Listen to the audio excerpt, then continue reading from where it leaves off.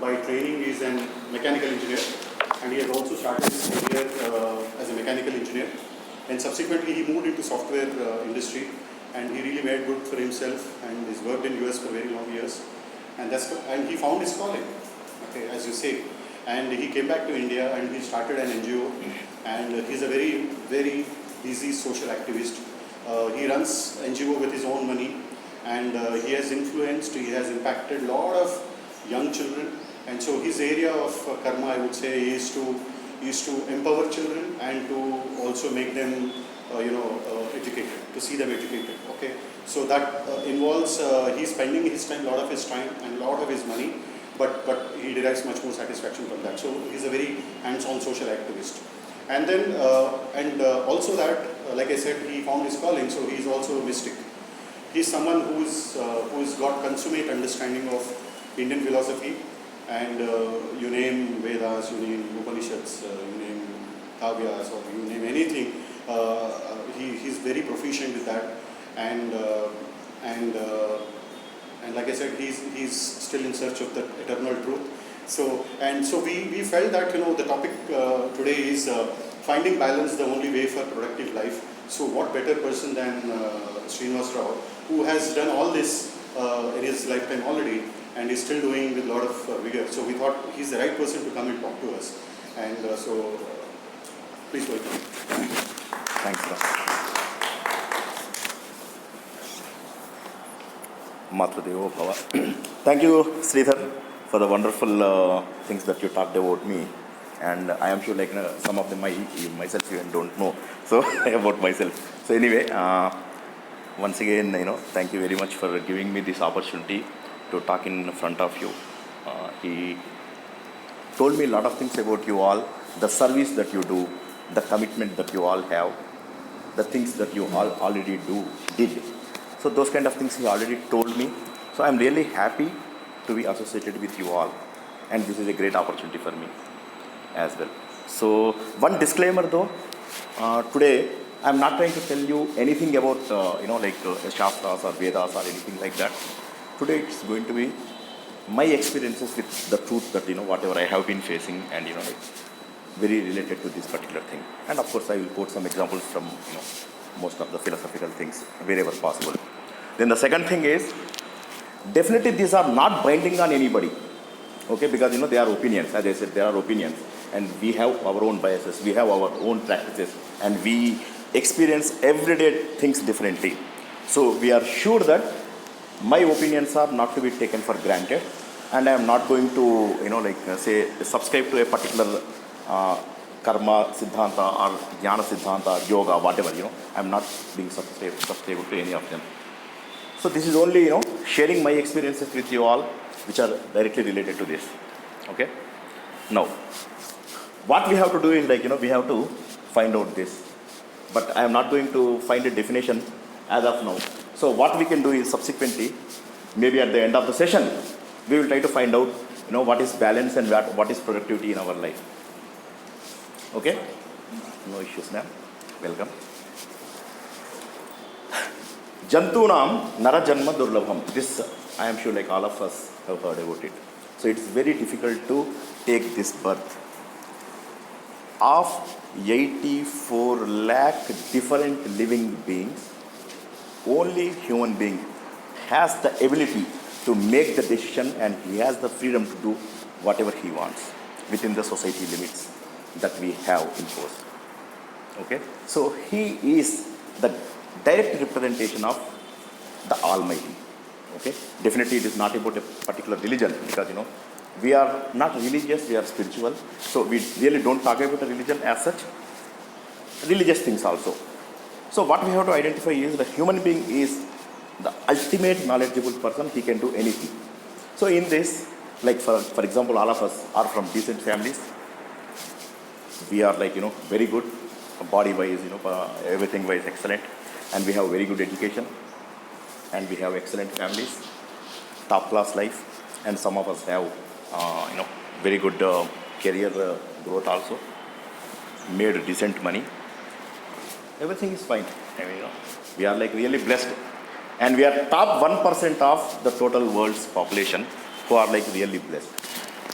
top 1% only. So we have to be happy. Then, what is the problem here? We are like very happy. But in the recent survey, it's found that 96% of the total world population is unhappy, of which 67% of the total developed nations population is going to or visiting some psychological, psychiatric help for their own reasons.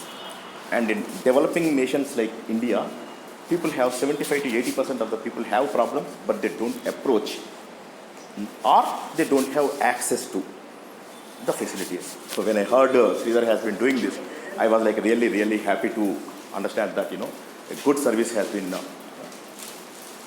being provided here. Now,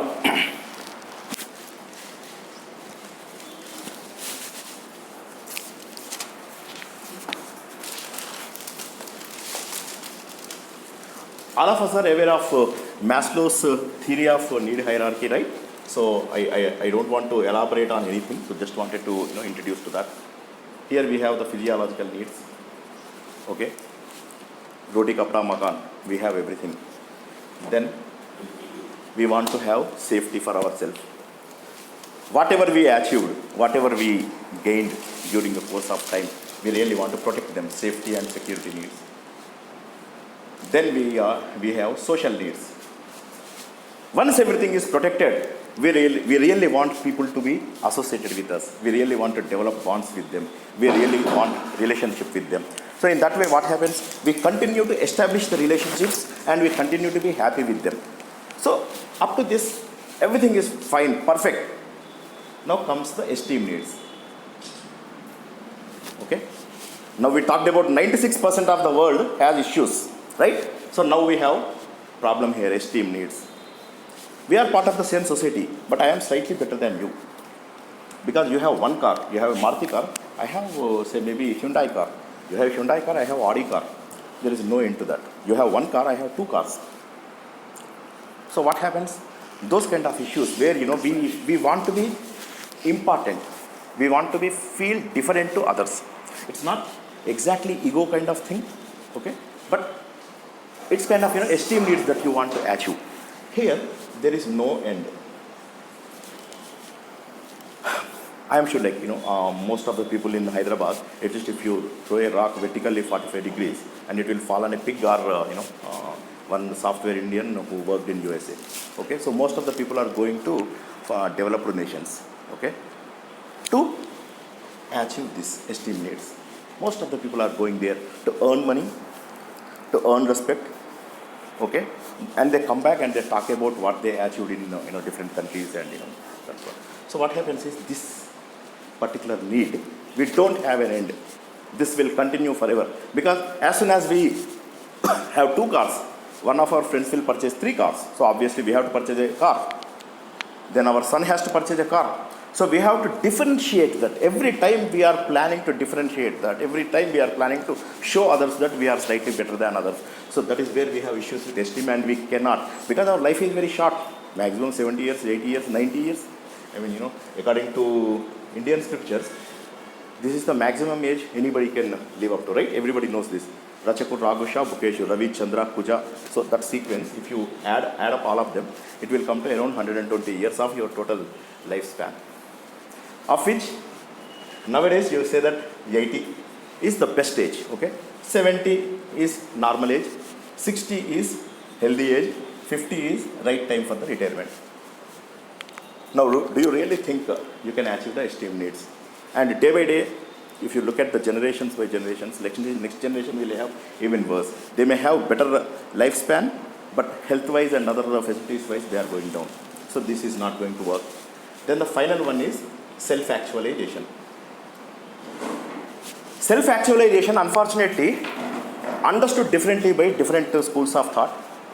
In India, we understand that self-actualization is self-realization. Okay, we think that, search for the truth is self-actualization. But some of the schools throughout the world, they think that achieve something highest level possible in whatever the area that you do. Like, Mother Teresa, Narayana Murthy, okay, those kind of people. They say that self-actualization is that. But do we have a similar concept in Indian scriptures? We will try to find out what are the options that we have. Right now we have options from spiritual gurus,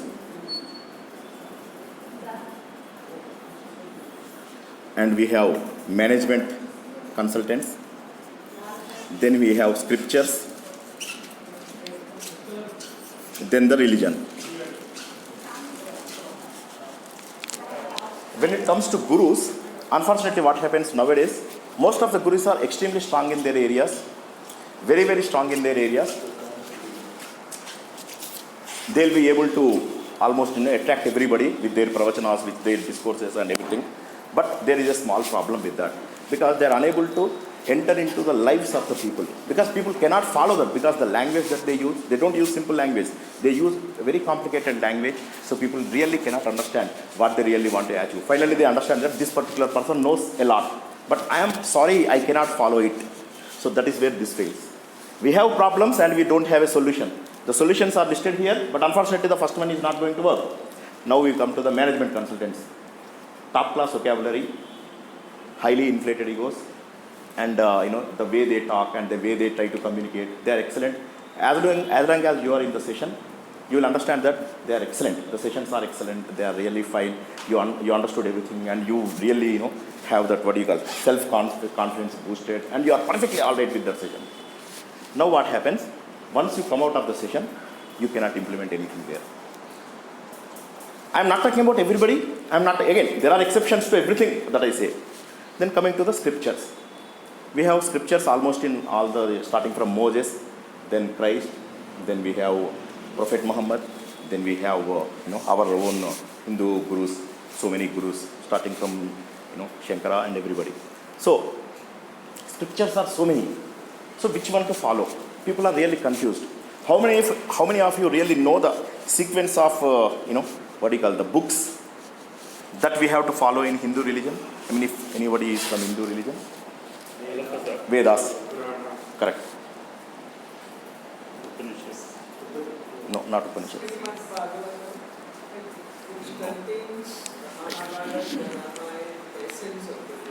Okay. So I'll talk only 1 minute on that. So we have first layer called Vedas. This is not written by anybody. Okay, these are called apaurishayas and not written by anybody. They are just heard, they are just heard. Similarly, in all the religions, God is only heard, God is not seen. Just try to understand that God is not seen, God is only heard. Like if you look at the Moses, he heard 10 commandments from God. Then Christ, Jesus Christ, he heard everything from Lord. He said, I am son of Lord. Okay, then go to the next level.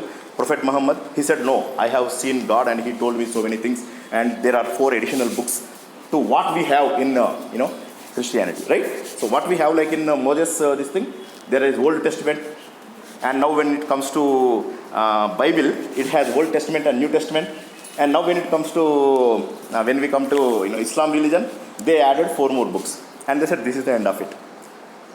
Okay, so God was always heard. Try to understand that God was always heard. So Vedas are also called apaurishayas because they are not written by anybody, and they are also called shrutis because we heard them, shruti. Okay, the second layer is called Puranas. Okay, because these Vedas were very difficult to understand, so Vedavyasa actually asked 4 of his disciples, Jaimini, Paila, Vaishampayana, Sumanta, go and spread this knowledge to everybody because everything is there in this. This is not religious. Vedas are not religious. Try to understand. Vedas are not religious. Once again, I am telling you, they are spiritual. So everything is there in this. So why don't you spread? He had like 4 disciples. He sent everybody, and they came back with the feedback that, sir, we are unable to do this because they are very, very, very rigid. So then he took the essence of Vedas and put it into 18 Puranas. And there are Upa Puranas and other Puranas. Around 90 Puranas are there. Top Puranas are 18. And as Madam rightly said, Bhagavatam is one of the Puranas. Okay, this is the only Purana that most of us have heard. Potana's Bhagavatam, where he talked about the black holes. Have you heard of Lokambulu, Lokastulu, Lokeshulu, Teginatudi, Alokambagu, Penchikati Kavala, never Yekakruti Veluguno, Atanine Sevintun. He talked about a black hole. Hope everybody knows about a black hole. Black hole is like that. It's highly dense and highly powerful. It can accommodate billions, not millions, billions of suns inside it. Okay, it's highly dense and highly, powerful. Okay, it has high energy. So what happens? Here there is a light. This is called event horizon. Okay, here you have a lot of light. And this was seen by Potana like 300-400 years back. So he said it will be like this. And just 1 year back, people found, a black hole around, some 4 light years away from our Earth. And they said that they found light here. I will share that video also to all of, Sridhar, he can probably forward it to you. So this has been found in the scriptures. So basically scriptures have knowledge. However, how to prove them scientifically, that's a valid question. So now coming to Vedas, and after that we have Puranas. In this Puranas, Bhagavatam is something that is very important, and where we found, this one. Then he also talked about Yavaniche Janinchu Jagam Ebbadi Lopala Undu Neela. There is this thing is there. In that he says, there are 3 people, like, God, right, generator, and, who will ensure that, we are born, then, like somebody who maintains us, then somebody who destroys us. Those 3 things are there, and I am sure that I am going to pray him. So those kind of things are already there in this. All Puranas have knowledge from this. They are in the story form. So that people can understand, people can relate to. Then the third layer is called Kavyas. Okay, Kavyas are Ramayana and Mahabharata. Ramayana was written by Valmiki and Mahabharata was written by Vyasa. Vyasa is, Mahabharata is also called Panchama Veda because it is equivalent to the Vedas. All the knowledge that is there in the Vedas is there in this third layer, Kavyas. Then you have other layers. Okay, but up to these 3, they are very, very, very, very important. That's why we call Shankaracharya Shruti Smriti Purananam. So from Vedas only you got Smritis. All of us are aware of Manusmriti, right? Indian Marriage Act, and all the functions that we do, they are part of the Manusmriti. Okay, starting from the birth till the Antyeshti. Antyeshti means, our death ceremony, whatever we do. So all these things are part of Manusmriti. Then we have Yajnavalkya Smriti and all those things. There are like a lot of things actually. Today's session is not about that. So what I want to say is there are too many scriptures are there.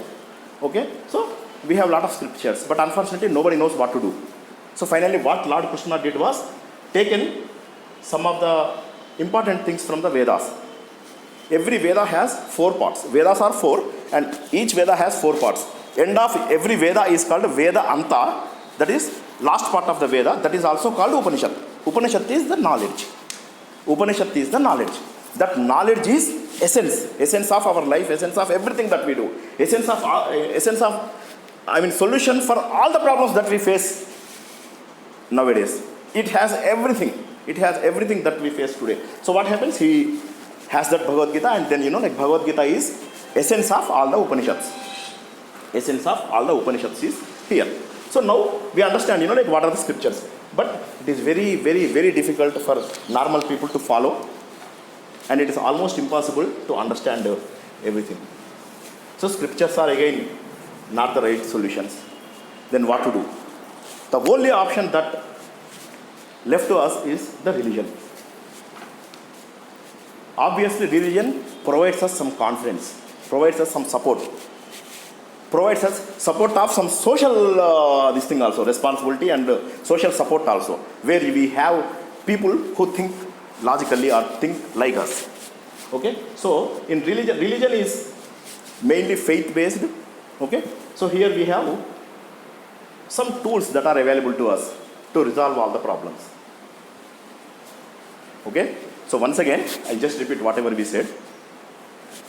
All of us are blessed and we have to be happy, but now we see that world has a lot of problems and there are no solutions, and most of the people are not happy with their lifestyle. Why? So for that, we are trying to find out the solutions from various options that we have. Balance is not just work-life balance. Okay, I spend 20 hours here, 4 hours with family, and that is balance. No, that is not the balance. Balance is what you really want to achieve, what you really want to do, and how you are doing. Are you doing according to your age? Balance requires at every phase of your life. When you are a child, you need different balance. When you are in adolescence age, you need a different balance. When you are an adult, you need a different this thing. When after post-retirement, you have a different balance that is required. So at various phases, you need a different balance. That is provided in most of the scriptures. But scriptures, you cannot directly read them. Please try to understand, there are a lot of solutions in almost all the religions. Okay, as I said, I am religious agnostic. So though I am a Hindu, but I am religious agnostic because most of the scriptures have this knowledge to almost all the solutions, what we have to do at each stage of life. But unfortunately, we don't do that. Then coming to the religions. Religions provide the right base for everybody. Whichever religion you belong to, it will give you strength, courage to come out of any issue. So all these religions fall into 4 categories: karma, bhakti, jnana, and dhyana or raja.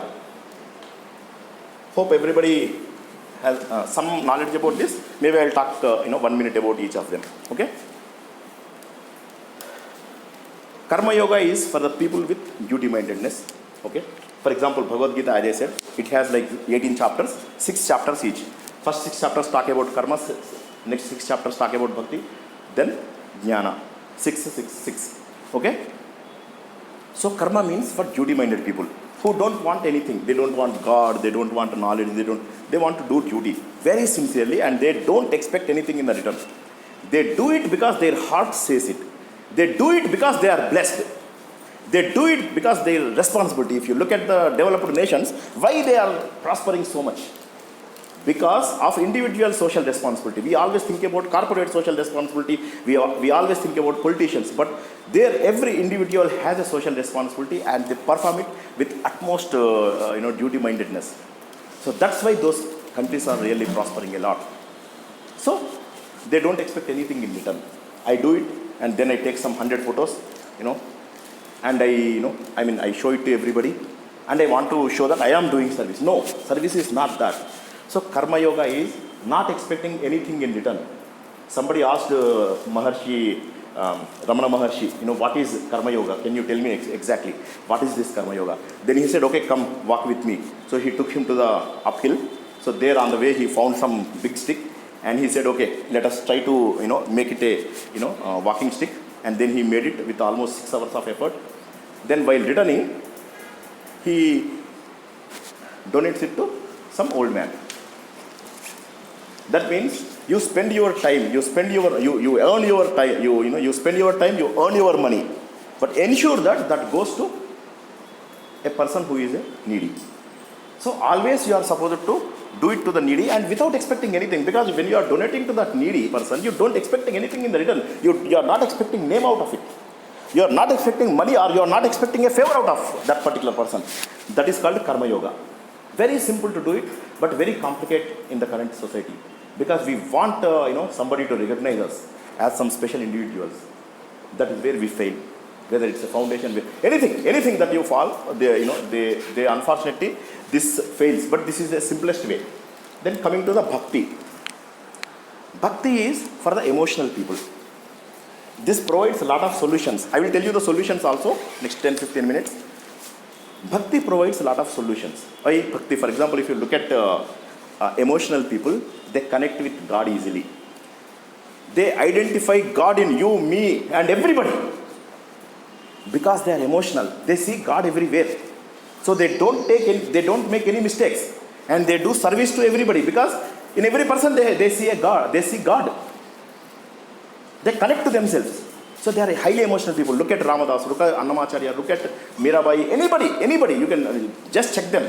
All of them are highly emotional people, and they connect to God, and they renounce everything. The money that you give, whatever the facilities that you give, the money, the fame, everything they just like that, they throw it away, and they come back to God. And we talked about Bhagavatam, right, as Madam said. In Bhagavatam, it's like amazing book, especially by Potana, Telugu book, is an extraordinary book. In that, he never published that book. He just kept it to himself, that's all.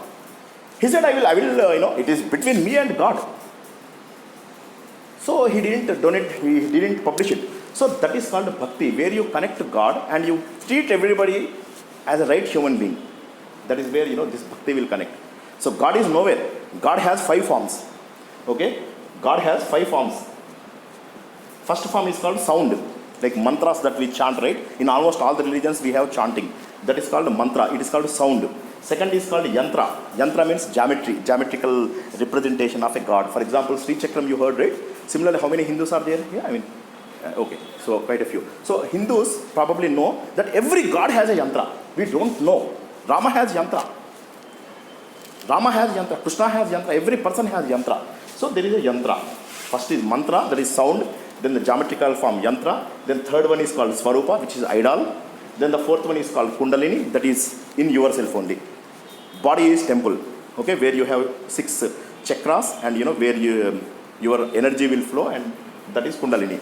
And the highest level is the Nirakara. God doesn't have a form. So this is been accepted in almost all the religions, right? Even in Hindu, there are 3 forms of worship. First form is highest level, that is Nirakara. We don't have God, we don't have a form for God. Second one is called Mandala. When you clean a place and you sit there and you pray God. And third one is the lowest form, that is like idol worship. Vigraharadhana. So what happens is in Bhakti, they check everything, everybody. They find God everywhere. God is omniscient, omnipotential, omnipresent. So that is called Bhakti. This provides a lot of energy.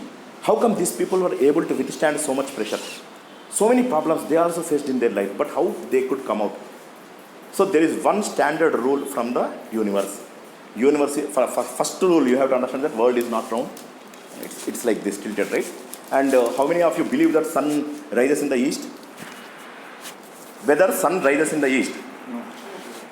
No, sun doesn't rise in the east. That is correct answer. So what happens is, like that, there are multiple, sun never rises in the east. He has some 4 degrees tilt, 43 to 47 degrees tilt only he always does. So what happens here is, there is no truth in the world. There is only one truth, that is do good and get good. Like what goes around, comes around. Give the best you have to the world and the best will come back to you. So that is where that particular concept is there in the Bhakti. You are trying to provide everybody with the good things and you also get good things back. Okay, so that is where Bhakti. Now Jnana, I will talk about it a little later. Dhyana. You guys have heard about the meditation, right? Meditation is considered to be the highest form of worship. We worship God in 5 forms. Almost all the religions, any religion you take. Again, as I said, though the concepts seem to be Hindu tilted, but the concepts are common for all the religions. Okay. For example, we are made of 5 bhutas, panchabhutas, and we worship God only in those 5 forms. And in that highest level of that is the meditation, the silence form. Every day at 3:30, 4:30, most of the people will get up for some break. Either it's a bio break or some kind of break, because that particular time you are completely out of your unconscious state to conscious state, not knowing what or why you woke up. There are 3 phases, as everybody knows, like conscious, subconscious and unconscious phase, right? So when you are in unconscious stage, you collect energy from the universe, and during that time you are like fully relieved. All your problems will be solved. And in some of the scriptures they also say that during 3:30 to 5:30 you also talk to God. So it's the right time for meditation, some people say. Right time for a lot of things, lot of people say. Okay, so just wanted to tell you that this dhyana is like very, very important. For example, in Buddhist, right? And in our in Hindu religion, Patanjali's Yoga Shastra, right? Ashtanga Niyamas, Yama Niyama, Asana Pranayama, Pratyahara, Dhyana, Dharana, Samadhi. So the highest step-by-step procedure we have. Step by step, how to go to the next level, how to resolve our problems and go to the next level. Those have been given. So we have different methods. This Dhyana Yoga is specifically for the educated lot and who wants to think logically, who wants to question everything. Why I am born? What is the secret of my life? What is the truth of this world? And those kind of things people try to understand here, and they try to dig deeper. Here only you find Advaita philosophy more in India, which is very, very, very popular. Okay, and I have seen 30% of the foreigners come to India to understand what is Advaita. We are going to developed nations for esteem needs. They are coming to India for self-actualization needs. So we are going there for level 4, and they are coming here for level 5. And we are just throwing it off. And I have attended so many courses. I know, but I understood that like they understand our culture more at this point of time. Again, this might change at a later point of time. But the problem is nowadays you can understand children. They are not grown up properly. They have a lot of issues with the mobile phones, with the education. The more we pamper them, the more they spoil. Right? The number one. Now coming to the adolescence age, there are so many suicides, so much of stress, so much of frustration, those kind of things. Then in spite of so many comforts, so much of science and technology, innovatives are happening. In spite of that, there are so many issues. Now going to the Gruhastha, that is like, household or life. Again, there are so many problems. In US, there are 50% divorces, and they say that so US people, they talk differently actually. They say that in US, 50% of the marriages result in failures, but in India, 100% of the marriages are divorces. Marriages are failures. That's what they consider. They think that because we don't have option, so we don't. Nowadays, we have option, so we have like 70-80% also. Now, people are ready to, So what happens is, people are not happy there. People think that they are happy, but they are not happy. There are some issues that they can definitely resolve, but what is expected of them? So that can be found in this Gnana Yoga is more. So Gnana Yoga, all the religions have some flavor everywhere. For example, if you look at Karma Yoga, Bible says, every person is bestowed with a gift and he should use that to serve the society. Now you look at Islam, they call something called Zakat, and where they collect money and they pay it to the poor, right? So we have like multiple things, Manava Seva, Madhava Seva. Absolutely, Vaishnava Janato Tene Kahiye Jo Pir Parai Jane De. So you are Vaishnava means not Brahmin. Vaishnava means like you are a good human being. No, you are a human being if and only if you do the service. If you understand the pains of the people, then only you are a human being. That's 400-500 years back. So people know that the Karma Yoga plays easiest role for all of us. Doing your duty without expecting anything in return is the best way. But we expect name, we expect money, we expect favors, all those things, that is where we fail. So all the religions have something or the other here. Now what are the phases?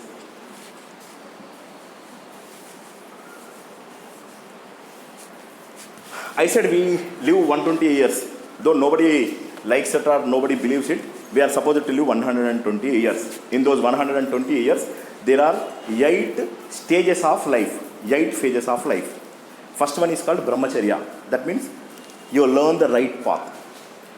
Now this is not taught to our children, that's why they are like this. Same with adolescence. Adolescence is also called Brahmacharya stage. So people are not learned properly. So they don't know the truth. So there are issues. Then comes the Gruhastha. There you say that your wife is very, very, very important. Okay? So Dhana Moolam Idam Jagat we heard, right? Bharya Moolam Idam Gruham, they say that. So wife is very important part of the life, and unfortunately that particular phase is also not proper. So you are supposed to enjoy your life during those days. For example, we have 4 phases: Dharma, Artha, Kama and Moksha.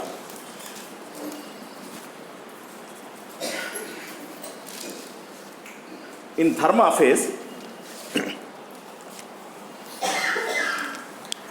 phase, you try to learn all good things. Like during your bachelor's phase, you try to learn the Dharma. Okay? You try to learn how to be straightforward, how to learn, good things. That is during your bachelor stage. Then Ardha and Kama, this is where you implement those good things and you try to earn as much as possible and enjoy as much as possible. For example, you can purchase homes, purchase apartments, purchase whatever you want, everything. Okay? Here at marriage, in Hindu religion we say, Dharmecha, Ardhecha, Kamecha, Naticherami. So for these 3 things, I will walk with you. Okay? I don't leave you, I walk with you. But they never said moksha is something very important. So we have lifestyle here. Once again I repeat, we have these 3 things are for lifestyle. This is the destination of life.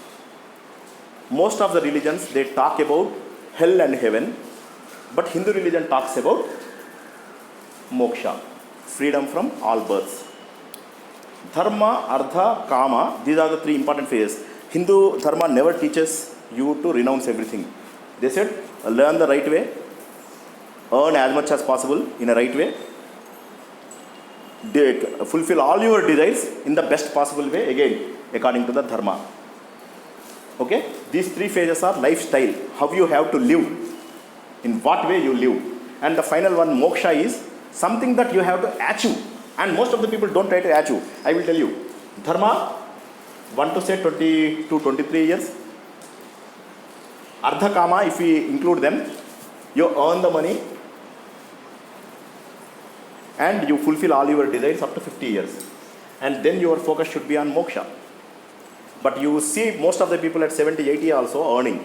and trying to earn money. So it is definitely against the law, definitely against the universal law. I am not saying that you are not supposed to earn or anything based on the conditions, financial conditions and all those things, that is fine. Based on the financial conditions and all those things, it is absolutely fine. But actually you are supposed to achieve the moksha or self-actualization after 50. Dharma, during your college days, school days, learn the right path. Ardhakama, fulfill all your desires, earn money during your grihastha. Then moksha, you are supposed to finally achieve. But how many people after 50 try to do this? Even after 50, how many people are with highly inflated egos? How many people are with highly esteemed needs? How many people are earning money? How many people are showing off in this world? How many people want, a status in this world? How many people, I stay in an apartment where 117, it's a gated community where all the people show off their wealth. So we actually, I go on a bike actually. So, basically we try to understand that. You also have a slightly car. So 10-year-old. So this moksha is something that we are supposed to achieve. But unfortunately, are we thank you. After 50, we are supposed to focus on moksha. How do we achieve that? Brahmacharya, fine, we are alone. Ardhakama, we are with wife. And I said, dharmecha, ardhecha, kamecha, nati charami, fine. Then from moksha, you don't need spouse. Basically, you don't need your spouse. You are all alone. You are not lonely. You are alone. You are trying to achieve moksha. How you achieve moksha? Okay? Here, what you do is, you try to isolate from the people. Try to isolate from your family. Try to isolate from the society. Slowly. And try to go to the places where your hobbies or your knowledge or your skills are beneficial to the society. Either you do the social service, or you go to the spiritual route, or you go to some arts and philosophy kind of things. So in that way, you will be able to achieve better things after 50. But unfortunately, after 50, most of the people don't leave their families. They want to stay with children, they want to see the grandchildren, and they want to see the grandchildren's children. If possible, grandchildren's marriage and grandchildren's children. They want to see, they want to continue. And what happens is, death in grihastha is very painful. Death in grihastha, once again I am telling you, unfortunately, I am not sure whether I am making sense or not. Death in grihastha, if you continue grihastha beyond 50 or 60, whatever, it will lead to a heartbreaking death. Because you have to leave everybody. Very painful death. So what you have to do is, you have to come to, this moksha is not single step. Again, here we have multiple steps. You go to vanaprastha. Vanaprastha means you be away from your family, but you support your children. That is vanaprastha. You don't go to the jungle and you sit there. No. Vanaprastha, you can take your wife also. Yeah, happily we can do that. But away from the attachments. That is step 1. Step 2, you do service, community service. Then what happens? Then you understand that just like your children, outside children are also there. You can not only contribute to your children, you are dying for your children, not knowing that, knowing that they don't do anything for you in future. In spite of that, you do it. Okay, finally you allow them to, settle you somewhere in either Vruddhashram, or they will go to different countries and we will be in our homes, shelters. So go to Vanaprastha where you will be slightly away, you come back and help them. That's what I am saying. Ego is the worst problem. Ahankara is the worst problem. So that once you understand the community, then only you will understand what is Vanaprastha. After Vanaprastha, again there are 4 phases. Vanaprastha, sannyasi. Sannyasi means once your spouse dies, you completely renounce everything. And completely be detached. All these things are not told by me. Please don't mistake me. They are from our scriptures. So, in sannyasa dasha, you completely renounce everything. And then, completely, one thing I wanted to tell you. Your desire levels will slowly go down. Once you are in brahmacharya, it is 100%. In grihastha, householder state, they will come to around 80%. In vanaprastha, still there will be desires. That's what actually I wanted to tell you. It is 60% vanaprastha. Then in sannyasa, still it is there. The desires won't go. That's why what Lord Buddha said is control your desires. Desires are the worst part of your whole character. So even in sannyasa you have 50%. Somebody sits in your place and meditates, you will say, hey, chal chal, this is my place. So that is where you didn't lose that desire, you didn't lose that detachment, you didn't get that detachment concept at all. So after sannyasa, most of the people think that these are the 4 stages: brahmacharya, gruhastha, vanaprastha, sannyasa. That's the end of it. No, there are 4 more stages.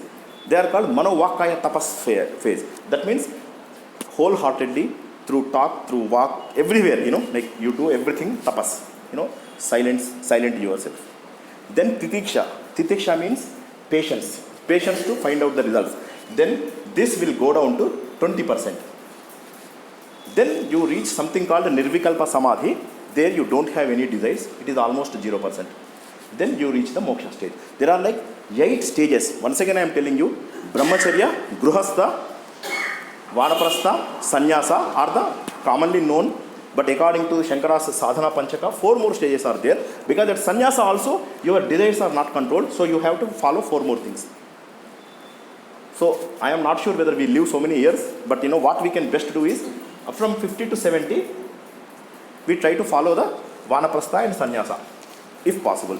If your wife still stays, then your wife or husband is still there after 70, then 80 or whatever, then you will have another life too. Wherever you stop, then from there only it will continue. So it will not just stop there.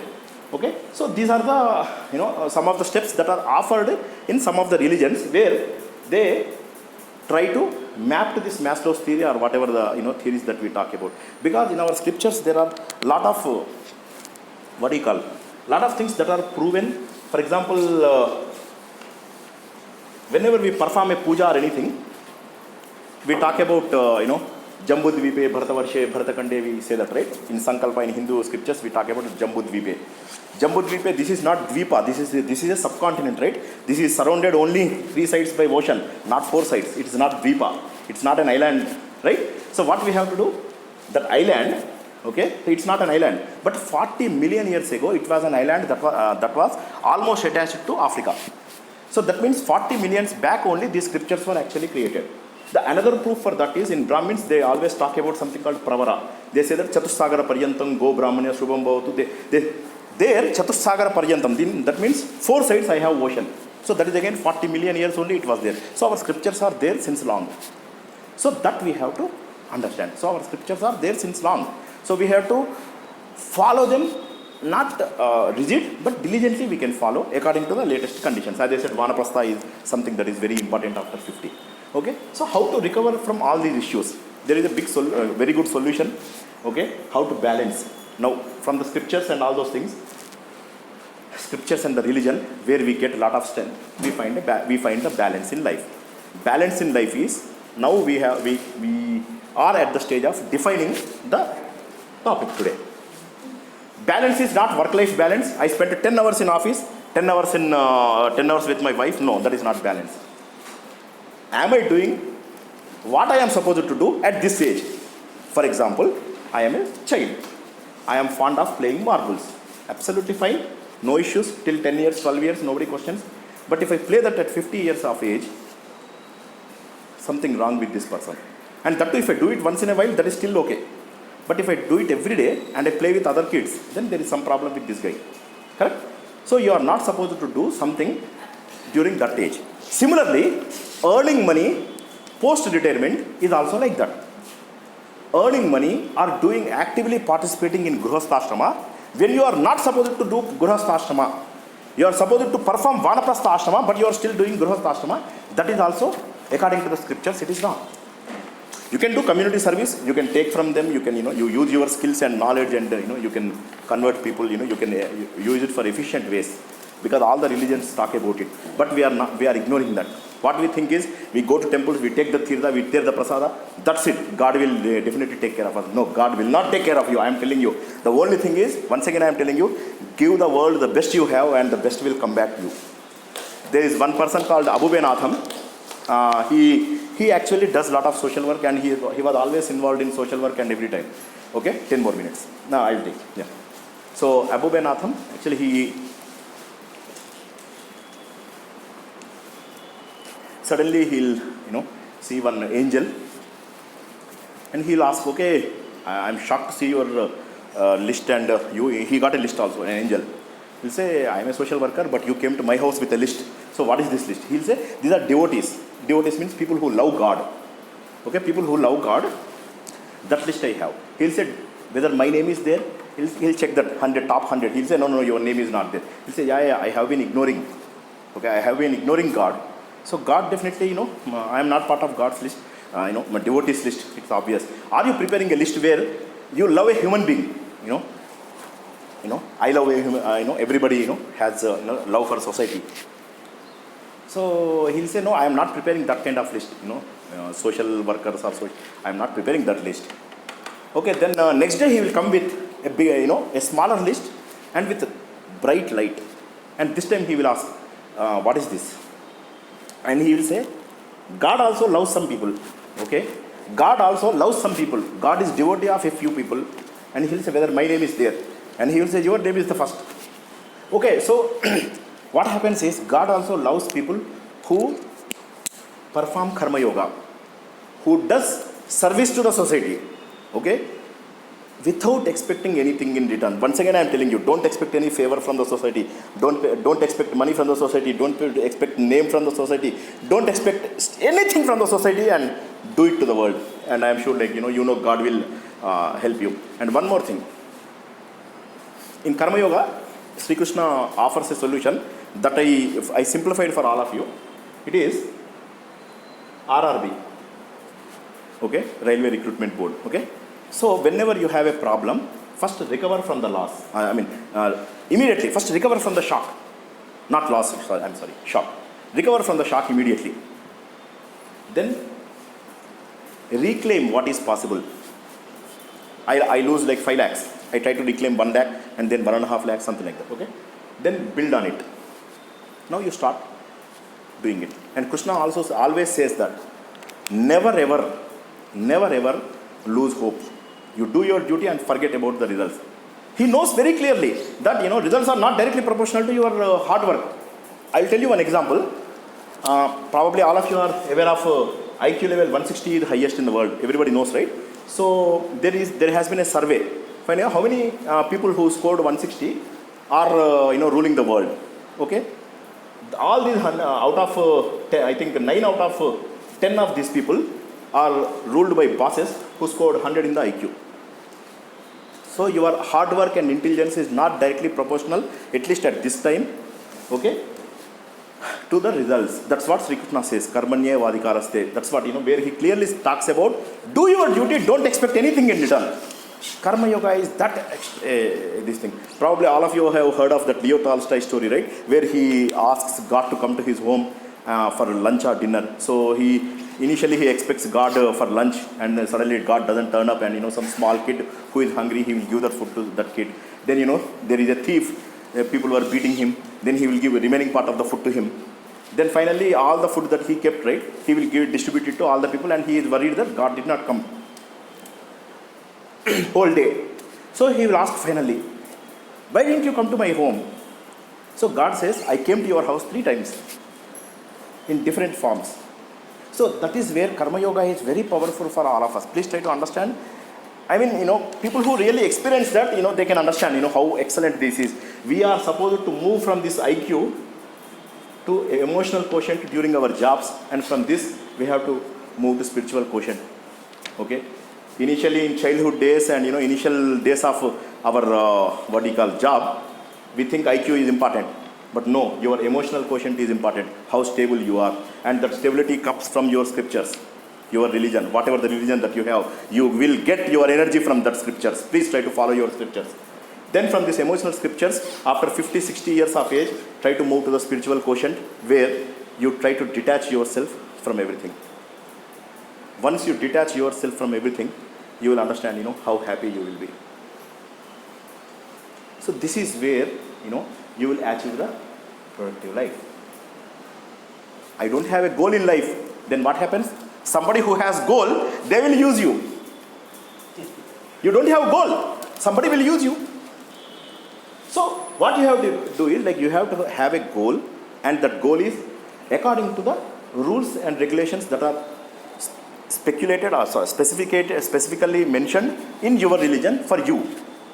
What at specific age you are supposed to do specific things.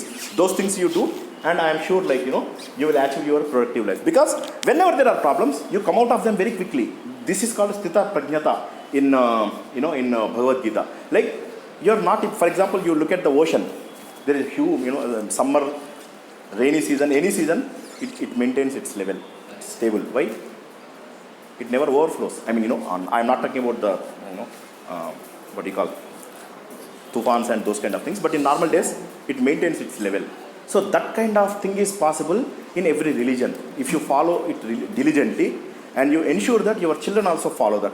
You follow your scriptures, you ensure that your children will learn the right way, and you ensure that your children will do the right service to the society, and I'm sure they will learn everything. And ask them, from childhood only, they are not supposed to, be religious people. They have to understand that there is a logic behind everything. Karma siddhanta is there. Definitely something will happen. You do good and everything. As I said, world is not round. Nothing is fixed in this world. Everything can change, but something will never change. That is your karma. You do good, you will receive good. If you do bad, you will receive bad. That's it. There is no exceptions to that. Can you explain about Sanchita, Prarabdha and Agami? If everybody is okay, I can explain. It is slightly related to our Hindu religion. Actually, life is quantum physics. Huh? Life is quantum physics. Absolutely. And Einstein also wanted to prove his theories in quantum physics. Okay, so Cause and effect, action reaction. see, from the radiation era, when you look at the world formation, from radiation era, when you move to the matter era, okay, I'm talking about the Big Bang theory, right? Radiation era. Then here you have first helium, and everybody knows it, right? Helium, then hydrogen, then all the elements, and we form. So those kind of things, they are also already explained in our religion. Like they say that initially the sky was there. Then from sky you have Vayu. Then from there you have fire. Then you have water. Then you have the earth. So these 5 things are very, very, very important. Just the way we talk about sattva, rajas. I mean id and ego, super ego, right? We have like sattva, rajas, tamo, gunas, which change our attitude also. Because of those 3 characters, we have something called sanchita, prarabdha, agami kind of karmas. What is karma? Karma is anything that you do has a result. Okay, anything that you do has a result. For example, if I walk like this, it will have a result. Every action is equal, will have equal and opposite reaction. Everybody knows Newton's law, right? Newton's law is mostly accepted now, but Einstein's law later came, and he almost disapproved Newton's law multiple times, right? So, but we have to currently, at this point of time, let us go with the Newton's law. Every action has an equal and opposite reaction. But we have, as I said, 84 lakh births. So we have accumulated so many things. Let us say 10 lakh good karma, 5 lakh bad karma. This is our wealth. Today this is our wealth. 10 lakh good karma, 5 lakh bad karma. And this will not cancel out. Okay, I have 10 lakh plus and 5 lakh minus. So net balance is 5. No. It has to happen like you have to enjoy these 10 lakhs and you have to enjoy these, I mean, whatever, suffer for this fight. No, some people like suffering also, so whatever. So, No question of liking or not. one has to undergo that. It is not like an Choice. Choice already made. Choice is already made. There is no net settlement. There is no net settlement. Everyone has to experience for goods and bad. Absolutely correct.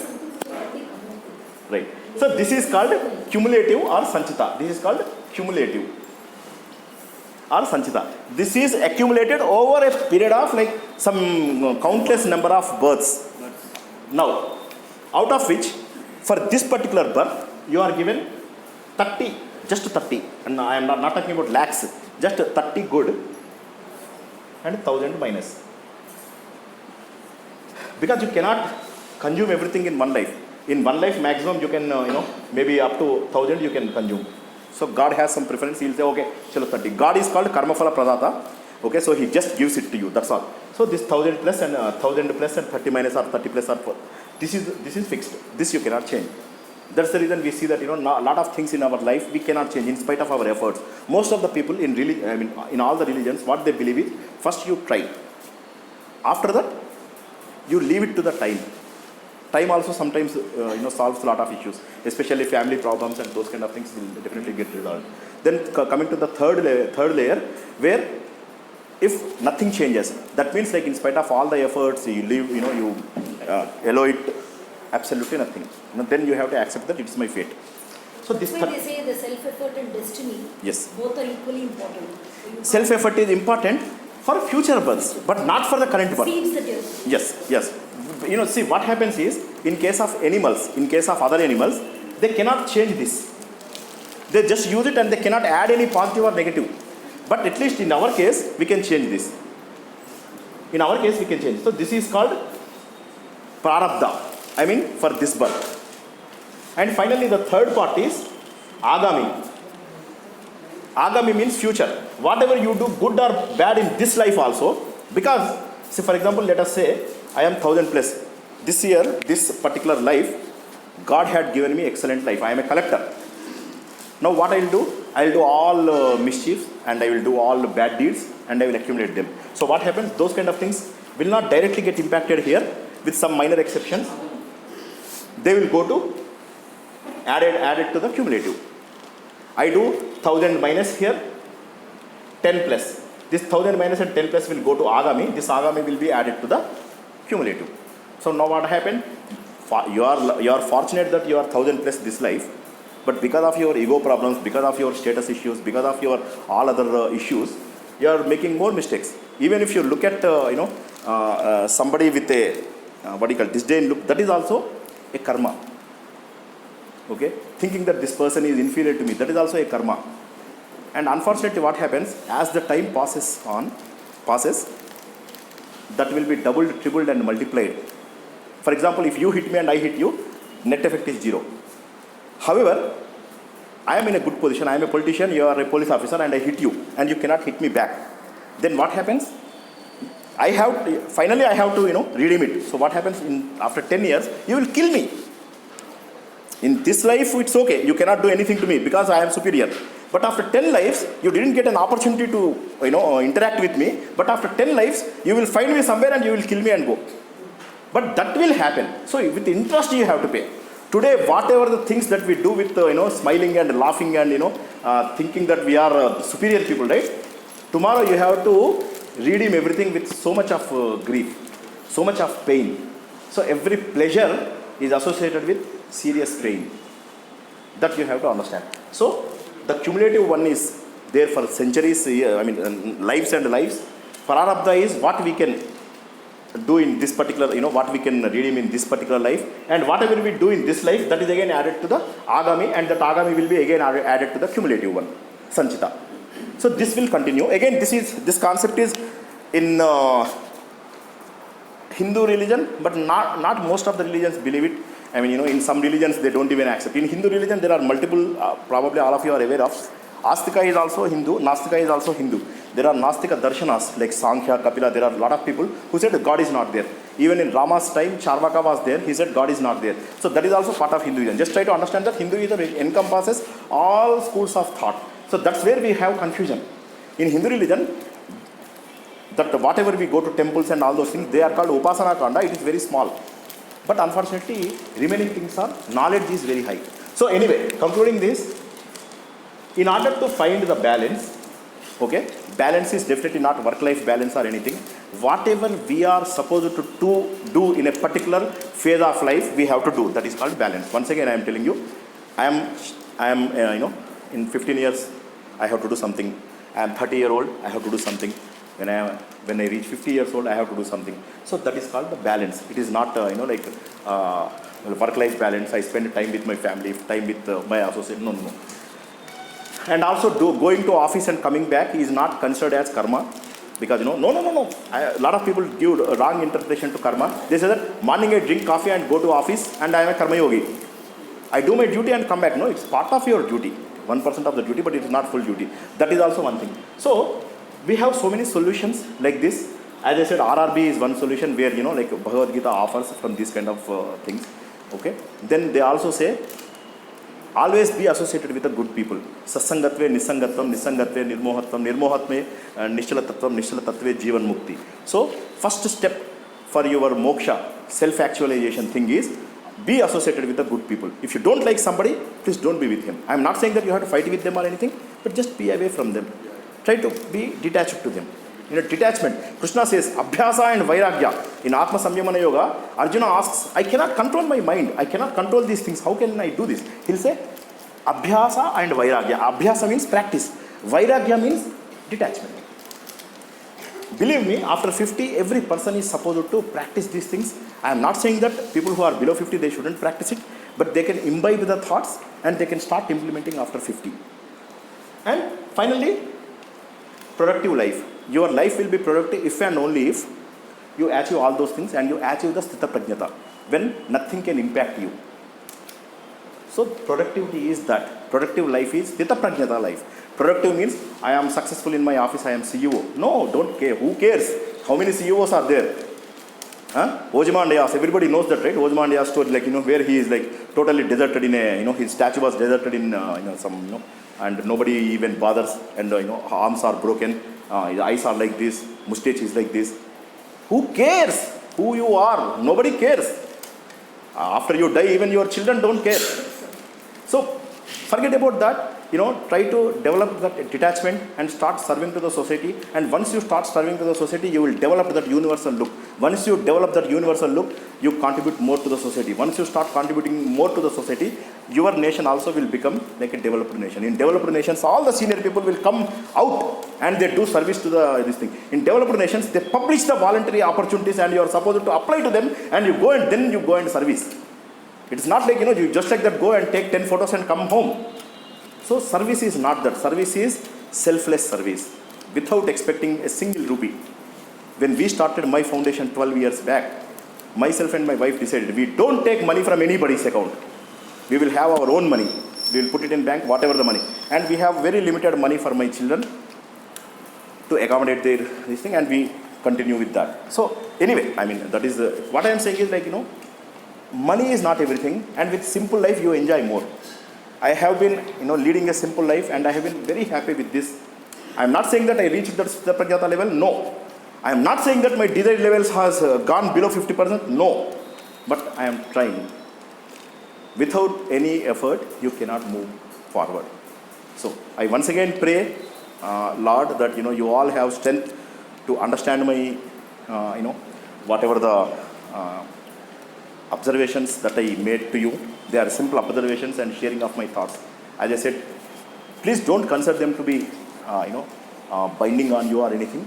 They are definitely not binding on you. They are my opinions, my thoughts that I shared with you, my experiences.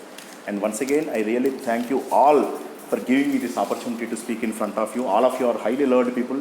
You guys are doing fabulous service. Really, God bless you. And as I said, good things will come back to you. As I said, once again, give the world the best you have, and the best will definitely come back to you. Thank you very much. Ingali? Seat or kuchomantam. So we'll have question and answer. So whatever questions you have, okay, whether what he has said, and what else you have in your mind, any kind of question, be it about dharma or karma or anything or balance or whatever. So he's quite proficient in, like you said, quantum physics. I guess I think he can answer that. Yeah. Plus a lot of spirituality and all. Anything you can definitely. Not anything, but whatever I know. Like some tips on how to achieve balance in emotions. And the two things Right. might be difficult, anger and anxiety.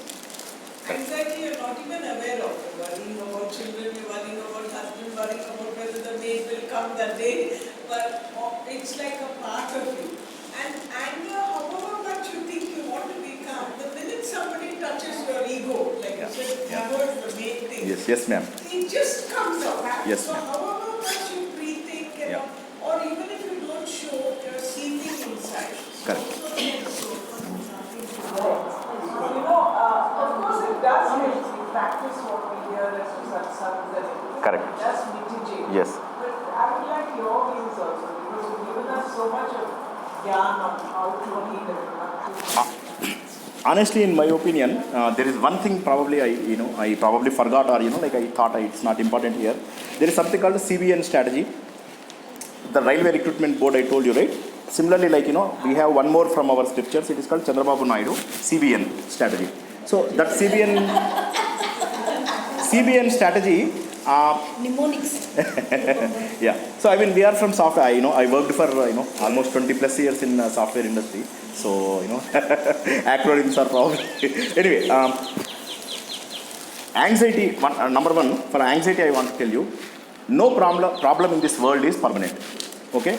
We have 3 stages. One is like this conscious state, then the subconscious state, and of course unconscious state. Unconscious state, there is no problem at all. Deep sleep stage, absolutely no problem. Conscious stage, we can continue to strengthen ourselves, continue to strengthen during our conscious state. No, this problem is smaller, this problem is. Dharmaraju has similar problem, and he goes to Krishna, and Krishna gives a slip, and he will say that, okay, you check this after the war, and after the war he will check that, in that this will also pass. So I mean, every problem will have solution. Our life is permanent, problem is not permanent, for sure. All problems are small only. So we have to understand that this will pass, that's it. For example, all of us actually, our basic strength is Satchidananda. Like, we always want to be happy. Even if I am put in a jail, anybody, I don't want that to happen. So, but if anybody, any person in the world is put into jail, he will get used to that jail life in 5 days. Because we come back, we want to come to normalcy, not survival. It is something that, we want to come to normalcy. We get used to that automatically, and we think that is happy. And after that, in there only they have like skits, they have movies, and they enjoy cricket things and other things they enjoy. So, Ways and means of yes, we try to find out the ways and means to. They repeatedly go back. So what happens is, ultimately, wherever you are in, for example, my dad had expired when I relocated to India in 2007. Okay, one of my focus was to spend time with my parents, and my dad had expired in the same year, within 3 months of my time. So it was extremely difficult for me. I never even thought that I can cry that much. Okay, but now I am talking very normally, right? So time always heals most of the things. Time always, and some problems more, some problems less. That's all. But so initial stages of the problem, you have to be stronger. Number one. But the biggest problem I want to tell you actually, the subconscious mind. Subconscious mind never listens to you. So that is where we have a problem. So there is no solution. There is no solution to the subconscious mind, because in subconscious state, you don't have control. We have something called Dashendriya. 5 Jnanendriya, 5 Karmendriya. Those don't work when we are in sleep state. During that time, what happens? That is subconscious state. Only your mind, mano, buddhi, chitta, hankara, those 4 things will work on you. Chittam is the dangerous thing. Chittam is the repository, the database that will collect all the things, and again it will push. So what happens is you will be unable to sleep. So that is the critical part. But remaining things you can slowly abhyasa and vairagya, getting detached to. And now coming to the anger. Unfortunately, anger is worst issue. Actually, and as you know, like there are most of the situations where there is no solution also to the anger. So, but what we have to do is we have to be away from those situations. As I said previously, we should avoid those situations. We should always be associated with satsangata and nisangata. I told, right? Always be with good people. Then that will be very less. Whenever there are conflicts, just move away from the conflicts. Conflict management is multiple times. Conflict can be managed in a resolution way. Conflict can be smoothened. Conflict can be avoided, conflict can be rejected, conflict can be accepted. There are like multiple strategies where you can manage the conflicts. But the best way, at least at a particular age, is avoiding the conflicts. Avoiding the conflicts is the easiest way, because we are different. We are different, so we can avoid the conflicts and we can control our anger. And people who become angry, right, very easily, they can also forget it very easily. So that is one virtue of it. And then the CBN that I talked about, you always try to be with the capable people who follow the rules. Be best managers, people who can manage the situation, okay, and be with them, and they will manage your situation. Then the N is nice people. So CBN, Chandrababu Naidu, as I said, that particular formula if you follow, you always be associated with those kind of people. You never get angry. Never get angry. Never, it's very difficult. Sometimes showing the anger is required. C stands for, sir? Capable people. Capable people, best managers and nice people. Never leave nice people. because they either they are your bosses or subordinates or your friends. CBN you should follow. All these things are from our scriptures only. I try to put it in a, so that I will understand it better. So I put it in that way. But honestly, even Arjuna also asked the same question. There are like 6 enemies that we have: Kama, Krodha, Lobha, Moha, Mada, Matsarya. So, but Lord Krishna says Kama and Krodha are the worst things. Though there are 6 enemies, the worst things are Kama and Krodha. Krodha means the anger, Kama means the desires. They are very difficult to control. As I said, even sannyasis will have 50% of Kama. So, we are on the right path. Please understand that if you are angry, it's normal. Only thing is, if you continue the anger, then it is a problem. There is one saying in Telugu: the good people will have anger for only 5 seconds, and medium kind of people, they have anger for some 1-2 years, and bad people will adhamas. They call adhamas, right? Those people will remember it for lifetime. So as long as we can fit into one of those, and we understand where we are, then I am sure so practicing that will probably work, ma'am. This is my observation. Excuse me, Nagar. Thank you. So, any other questions, please? Thank you, Chandni. Thanks, Chandni. Thank you. I have one question. Thank you Thank you, so Chandni. much. Thank you, Chandni. Thank you. I have one question. Moving from IQ to EQ to SQ. I have heard about your very famed IQ, where you can read a book of 1,000 pages in about 3 hours' time, of a subject which is alien to him. In about 3 hours' time, he can read that entire book, and he can tell you what is all there in that book, and he is ready to take the exam. How could you do that? And so often, how is it that you could do it so well for so long? I think it's probably memory techniques that I follow. I teach my children also. There are like around 17,000 students in my foundation. So I teach them. So probably that is one of them. And I'm an audacious reader. I read a lot, like almost 17-18 hours of the day goes in multiple activities. So in spite of that, I'll try to spend at least 1 to 2 hours on everything. Maybe it's physics, maybe it's chemistry, and suddenly, one of my, students from my this thing, he asked for economics. Now I am reading economics. So I continue to upgrade myself. Again, since I am from software industry and I am a freelancer in the software industry at this phase of time, after working for so many Fortune 500 companies, now I have a peaceful, this thing. So I try to upgrade myself also there. So in that way, I don't forget, and almost everything will come to our use. Maybe not today, but tomorrow it will come. That is our karma. Today you cannot use it, but tomorrow it will come, to hell, to your rescue someday in some form. What was the motivation for you to start with NGO and serve the needy? Okay. Its name is Swadhyaya Foundation. Swadhyaya. Can you just tell something about it? Yeah, sure, no problem. Actually, I relocated to India in 2007 for 2 reasons. One is like a spiritual stream, and another one is for the foundation. I was from a low-income group family. I was in slums and other things, and unfortunately, I belong to a Brahmin community, so there were no reservations and those kind of things. So it was very difficult for me to, this thing. But fortunately, by God's grace, at least at education side, I never had any issues. I was always, topper throughout my schools and colleges. Then I joined, I got into MSET. So I joined my engineering college and I was topper there. So after that, I did my MBA. I did reasonably well. Then, I did my IIM Kolkata senior management course. So I was, so later I thought, I was in US for some years. I was working for Infosys in the early stages of my career. So during that time, I was very happy, at least as I said, Ardha Kamas were definitely met during that time. Because we were in Infosys in the early stages of this thing. So Infosys used to provide stock options, and they used to encourage us a lot, gave multiple opportunities. So we were very fortunate. But suddenly one day I was I was in Phoenix, Arizona. So I was settled there and comfortably having 1 acre house and very comfortable leading my life. During that time I saw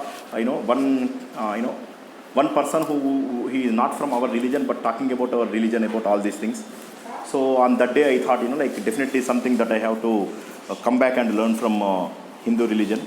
So that is one. The second thing is like I am from a place called Nizamabad, which is like around 170 kilometers from here. So and it's like underdeveloped city.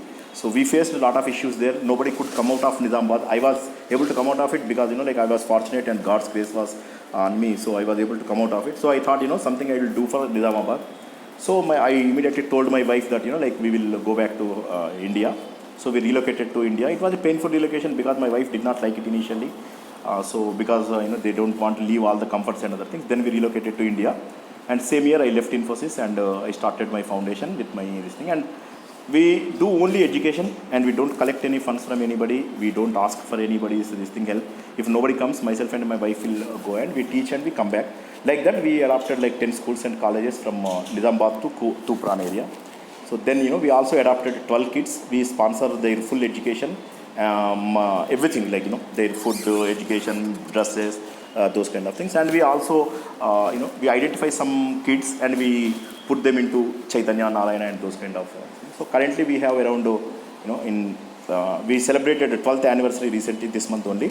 So in these 12 years we were able to bring 600 clerical people and 75 officers and 150 engineers from Nizamabad. So and one of my student is All India topper in GATE. So I was also All India topper in GATE during my time. So it was like two people from Nizamabad is something that. So that's where like mainly the poverty, I think poverty that made us to go back there. So honestly, I definitely don't enjoy this thing, materialistic. I have seen everything, but now probably I may not be able to enjoy them. So I am happy with the simple life that I am leading. So and in between, my wife also resigned. She was working for Polaris, so she resigned and she was working for my foundation for some time. Then I was working. So in that way we manage. Then I moved to full-sided freelancing. So in that way I am able to manage, but initially first 2 years were very difficult for me in the spiritual side because nobody knows anything about our religion properly, Hindu religion properly. So I had to struggle a lot. Then finally I got some leads and I was able to develop on that. So anyway, thanks for asking. I mean that is a small, so in summary, whatever. You want to tell about a scholar at home, Aditya Birla scholar? Oh, yeah, if you want again. Yeah, my son is Aditya Birla scholar. He is like he is BTech Computer Science in BITS Pilani, Hyderabad, and BITS Hyderabad. Yeah. He is in third year. So he was Aditya Birla scholar, top 15 engineers from India. So, ma'am, yeah.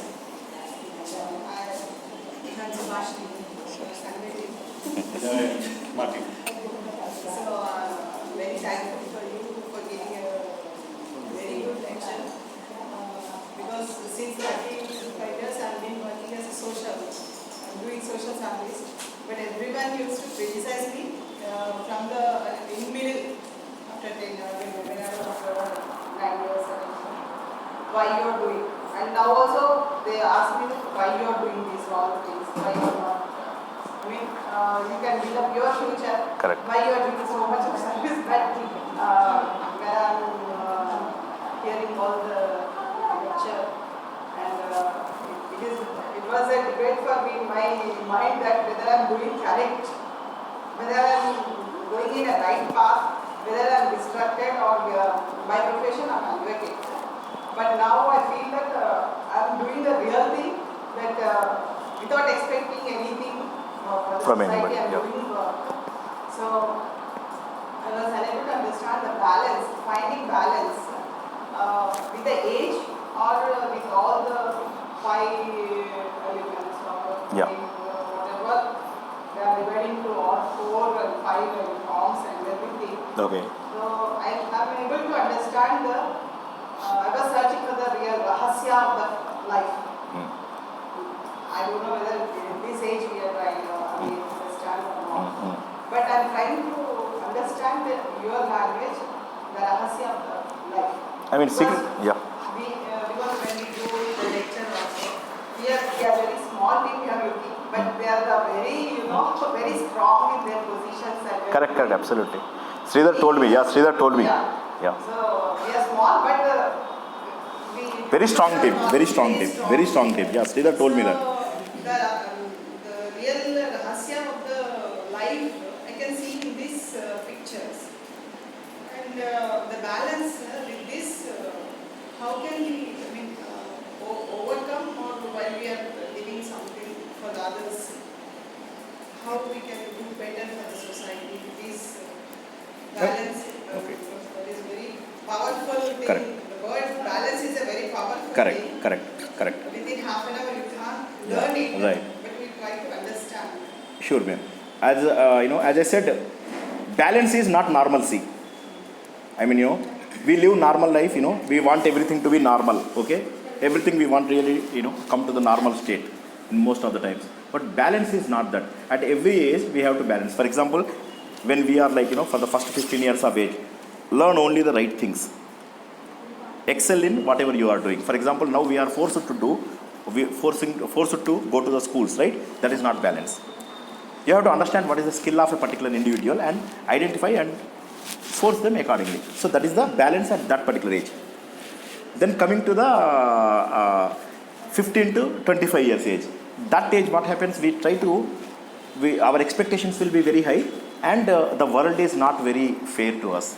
So during that time, we have to understand that world is like this. So we have to adjust to the world and go in a right way. For example, there are multiple scams, multiple issues are happening in the world just because they don't have right moral values. So those moral values have to be taught during the first 20 years of the age. So that is how you can balance. Whenever there is a conflict, you check with what is expected of me. And if this is expected of me, then I don't do it, I am happy. I am doing, as long as you understand that you are doing the right thing, you should be happy. That is balance. Balance is that, as long as I am doing right thing, not according to my heart. There are some standards according to the scriptures. According to the scriptures, according to these things, whether am I doing the right or not. I want something, but it may not be right. So then I have to control myself. That is balance. Coming back to the... Law of nature. Sorry? It is what law of nature. Law of nature, yes, absolutely. And as I said, we cannot ever have a conflict with the nature. Always we should live with the nature. In that way, what happens? There will be very less conflicts. Then coming to the 25 to 50 years of best age, during that time again, your spouse is the ultimate important part of you, because you are other half of him. So that is the best thing that you can have. So during that time, earn in a right way, spend in a right way, do service in a right way, control the desires in right way. In that way, you will be able to balance. And if there are problems, understand that these are very common. Understand that these are there for everybody. I am not alone in this world. So in that way, you will have balance there. Then of course, after 50, trying to detach from unnecessary things. Otherwise, what happens if you are 80-year-old and still you want your grandchildren to have children, and I want to die only after my grandchildren has one son. So then it's impossible. You will die painfully. So trying to get detached after 50 years of age will always help. Detached means not that you don't do your responsibilities or anything. You will be responsible, but again you control the ego, you control those kind of things, and very difficult, I understand. But as I said, practice and detachment. Practice and detachment. Those two things will bring you to the balance. Every phase of life. As I said, sannyasis who renounce everything, they also have conflicts. I have seen, I personally went there and I see that sannyasis also have problems. So then you understand that it is very difficult to control. It cannot be done in a second. It requires a lot of practice. So for that we have scriptures, we have our own, whatever the religion that we belong to, they have solutions. And we have to come back to that level, okay, my scripture says that this is the right thing, then I will follow it. Because God spoke to different people at different times, and nobody had seen God. We say we have, in Hindu there is one Upanishad, Amrita Bindu Upanishad. There he will say that I have seen the God. He is outside all this darkness and he is very bright. So it is very similar to the black hole that I talked about, right? It's high dense and so it's outside that light is God. So I mean, you know that there is some power is there beyond our control. So if something happens adversely to us, we understand that it is the nature of, we have to follow the nature of the law. If something that happens good to you, don't think that it is because of you. Something that changed you. Okay? Something probably earlier life's some good deed that is helping you now. to do some good thing again.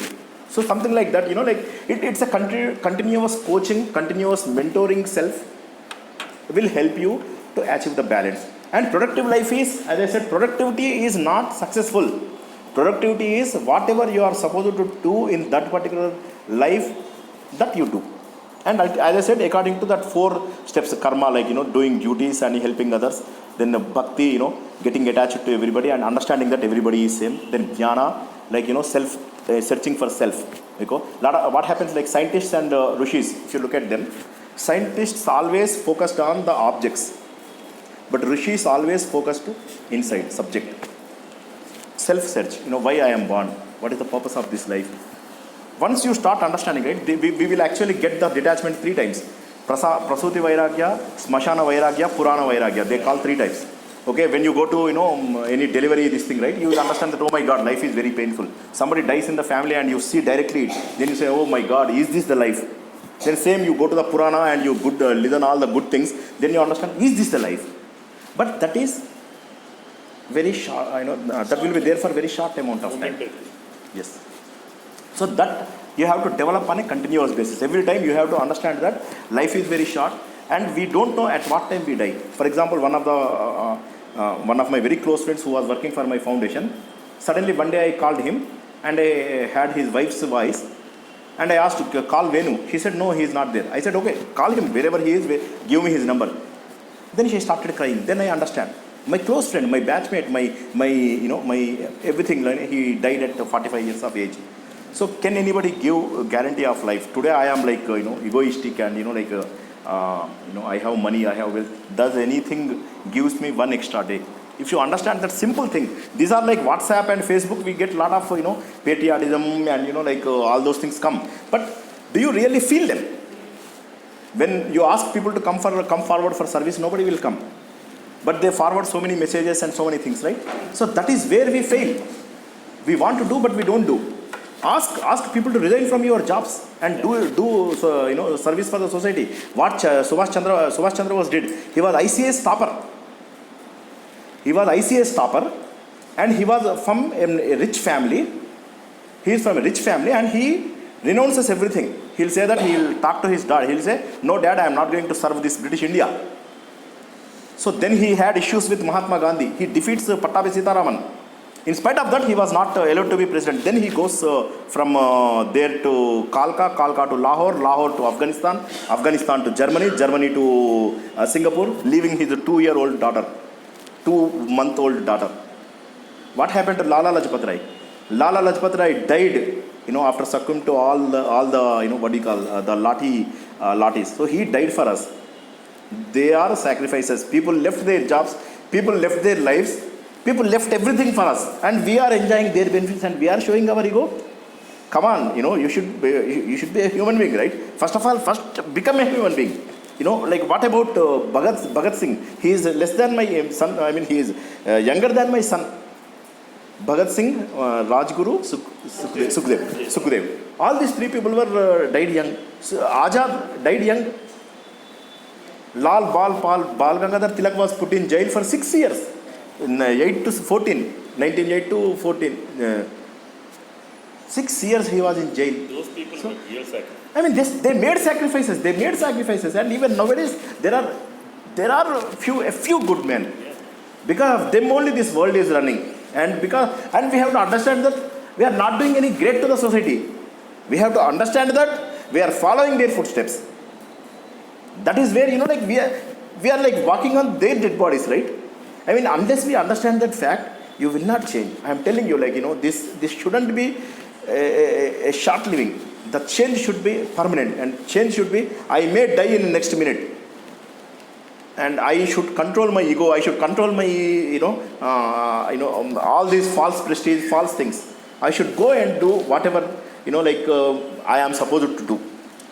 I'm sorry, it's an emotional thing, but that's the life actually. We are living on their sacrifices. Today we are here having, enjoying, some sessions and, everything. So that is because of their sacrifices. They made sacrifices and we are enjoying. How many people left the jobs? Today you go to government offices and private offices. Do they leave their jobs? Do they leave their promotions? If they say that go and kill those two people, I will give you promotion, these people will kill and come also. And day by day, it is becoming even worse. The values are going down. Values are falling. Where are the values? So what happens is, unless we remember that on a continuous basis, whenever I remember this, whenever I talk about the Abu Ben Adam story, it never failed to make me emotional. I mean, never fails. Story? The Abu Ben Adam, where God loves him. That the story that I talked about, where he has an angel comes out with a list of. So I mean, that is like that changed me. I mean, that I told that maybe in 100 forums. But every time, it never fails actually to make me cry. So I mean, because you understand that like you do something good to the society and God will accept it. And you are most favorite this thing of God. You are true representation of God. That you have to understand. That you are the true representation of God. You are God. As per Advaita philosophy, you are the God. Mother Teresa. Yes. Look at all those people selflessly. Why they did that? I mean, you think about all the people who sacrificed money, sacrificed everything. So, level 4 we are stopping at esteem needs. But everybody knows that level 5 is great. But we are not trying to go to the level 5. From 1 we are going to 2. From 2 to we are going to 3. 3 to 4, like that esteem level, up to esteem level, everybody is going. But when we ask them to go to level 5, people don't have time, people have other commitments, people have problems, people have issues, people want money, people want status, people want everything. They don't want to even go. That's what I am saying. But always, level 5 is great. Why these people have sacrificed so many things? Subhash Chandra Bose has everything. Why he is sacrificing so much? They don't know the taste of it. Only when you know the taste of it, you will not live it. Yes. Most of, as you said, we don't have that feeling. Yeah. When we taste it, we will not live it. Correct. Mostly, Absolutely. because Absolutely. service is something like when you do, how much you get out Yes. of it, that energy. Yes, yes. So, we all know because we are doing Absolutely. this concept. Absolutely. That's why they say that, ma'am, real happiness lies in making others happy. Exactly. For example, I go on a stage and I have some skit and all of you clap. Then that makes me very happy because I made so many people happy. Just imagine, a small skit can make me so much happier. Imagine outside world, you are helping the poor. You don't need to go anywhere. Just go out of your house and you see so many people who are in a needy position. And whatever we are accumulating in our cupboards, right? Just throw all those things from the cupboard and see how much you can help for the society. There are people who don't have proper dresses also, people who are struggling. When we went to Madras flood situation, it was very, very painful to see. I will share those photos to Sridhar. You see, the places where we went, none of the foundations, none of the big societies also went there. We have to walk in this, deep mud, swamp, and we have to walk and we have to hand over all those essentials to them. And you see their plight. They don't have home, they don't have anything for future, they don't have anything. I mean, we have everything and we still have complaints, but they don't have anything. Why don't you go and help them and all your problems will be solved? You don't have problem with your wife, then you don't have problem with your friend. I am sorry, wife or husband, my mistake. So whatever, spouse, yeah, thank you. So then, you don't have problem with your friends, and then you don't have problem with your anger. You don't have anything. Even when you look at the problem from the first hand, you don't have that issue at all. I think it's so small. Yes, and identify a problem bigger than you. Yes. Then actually all these things. Absolutely correct. Absolutely correct. And there are actually, we don't need to identify, madam. Just go out and we see. And people fighting for, those people, like GHMC people, the contractors, they take all our dust and, from our dumpsters, right? Look at them, their status. Whatever you are throwing, and they are taking it. Collect it and dump it somewhere. And look at their life. I mean, what I am saying is, and one thing, it is a sin to accumulate more. According to Astha, probably, it's part of our Yama, Pranayama, Pratyahara, Dhyana, Dharana, Samadhi. One of that is like very dangerous. You start collecting, accumulating something that is not really important for you. You are accumulating them, it's a sin. Anything that is not important to you and you are accumulating that, it's a sin. More than what is required. Yeah, absolutely. Whatever you require, you keep it. For example, you need one car, please keep it. Holding. You have to understand how much you need. Anyway, this will go on, but that's the main thing. So, I think we... Any other question? Anyone? Sir, I want to know where is your foundation in Nagar? Actually, we don't have a specific office or anything because, as I said, we don't run a shelter or anything. We go to the schools and colleges, we educate them, and we continuously train them. You can check our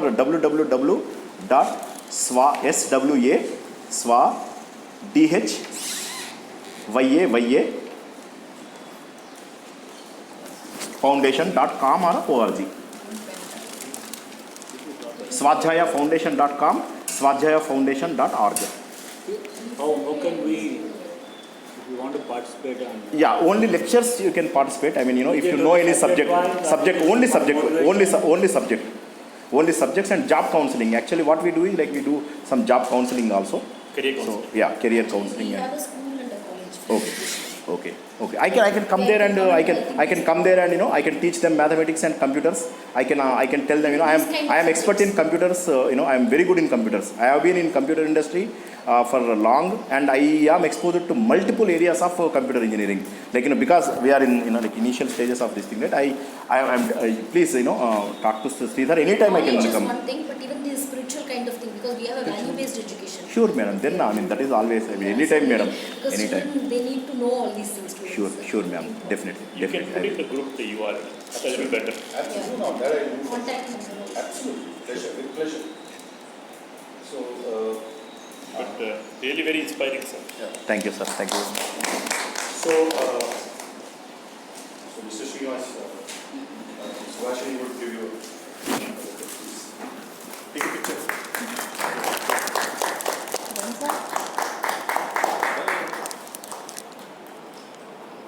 Thank you. Sridhar, it's I told you. Please. This is normal token. Sweet అయితే పర్వాలేదు, gift అయితే వద్దు. Gift in the sweet అయితే okay. Gift నేను తీసుకోకూడదు. Sweet అయితే తీసుకుంటాను. This is SEVA memento.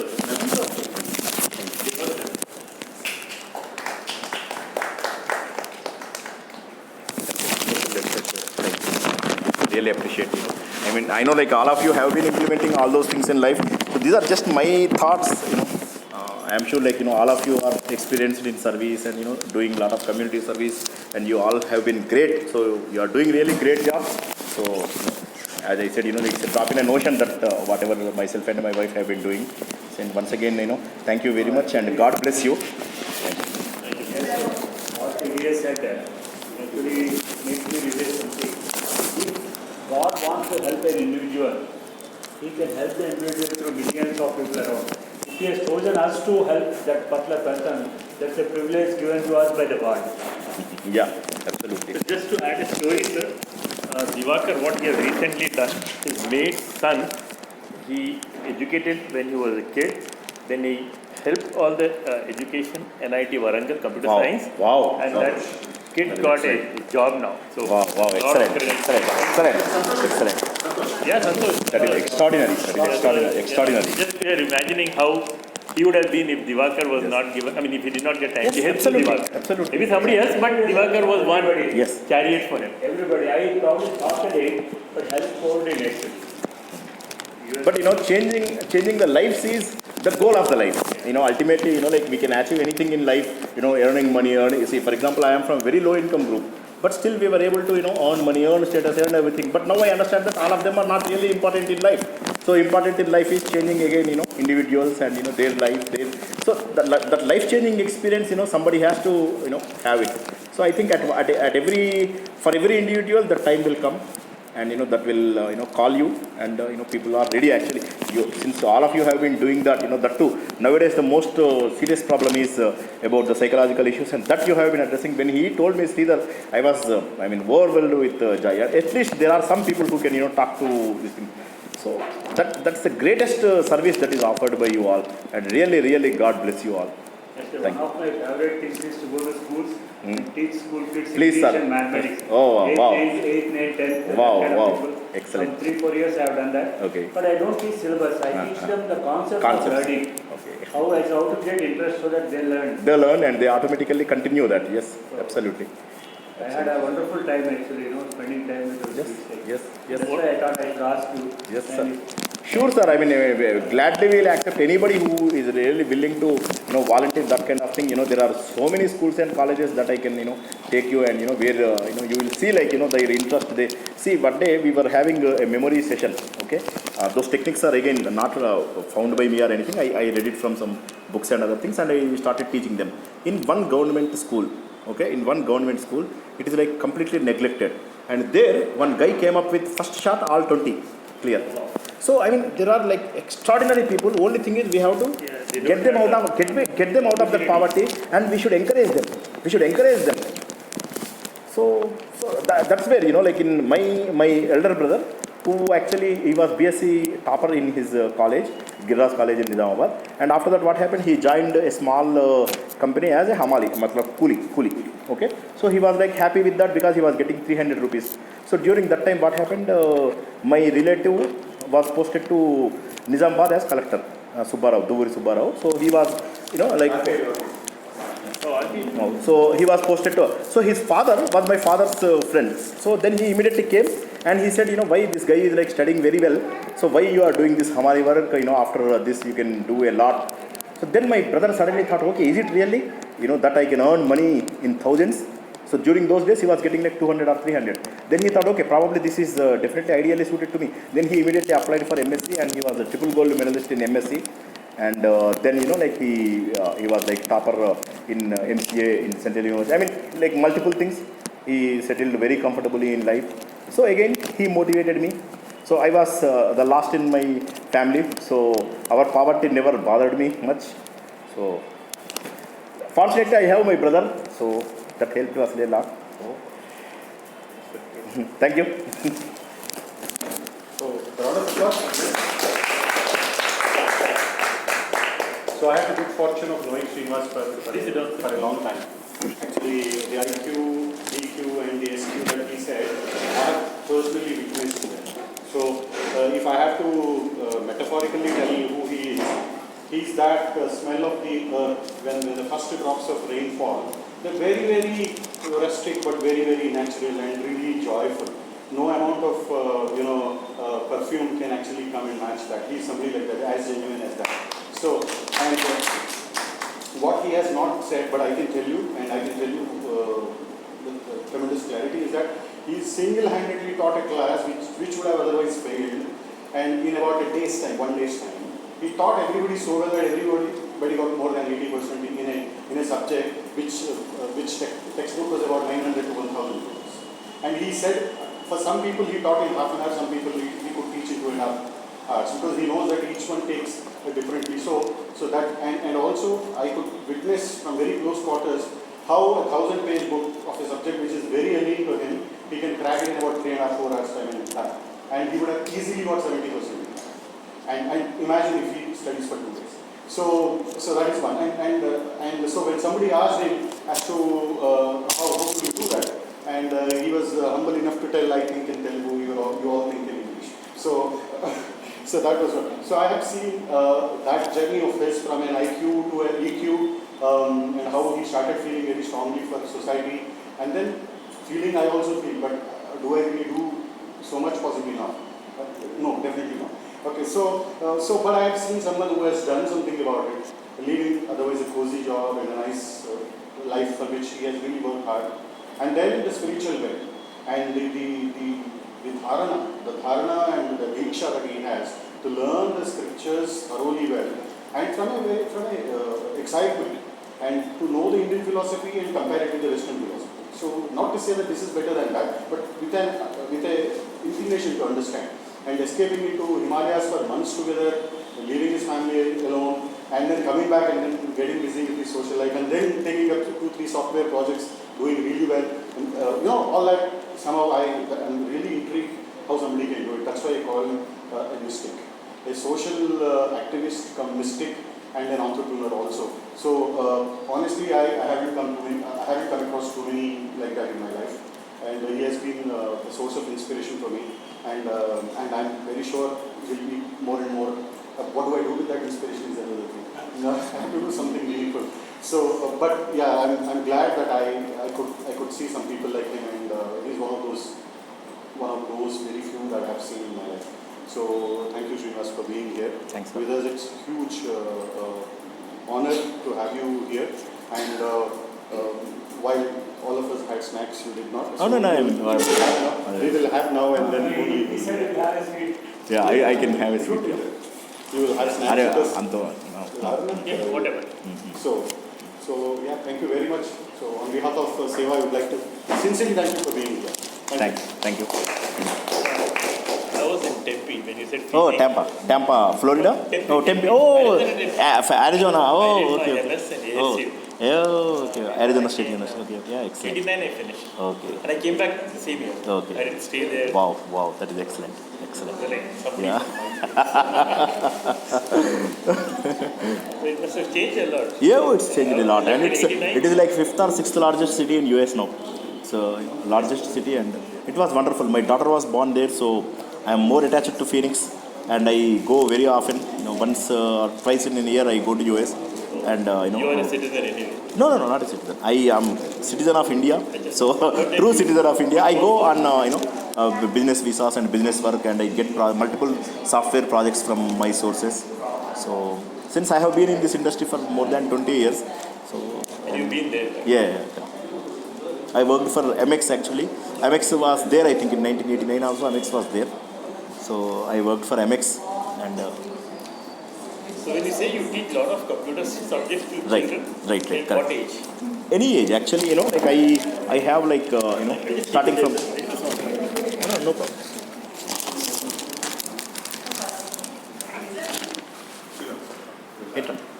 అరే వద్దురా కింద వద్దురా పర్వాలేదు ఇట్స్ ఓకే Something light. అవుతాను కాదు కదా అందరికి ఇట్లా లేట్ అవుతుంది it's okay No, we are not late. We are here to 7. We all had actually. అయ్యో నో ఇది పర్లేదు We make you talk and we No, actually, I had a late lunch, so. Is that spoon the?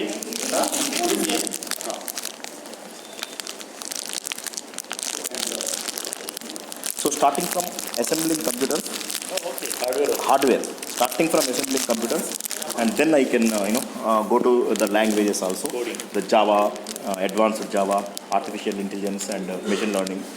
And then, I teach them, like in analytics side, like we have 3 layers: analytics, then we have the artificial intelligence, then the machine learning with big data a part of it.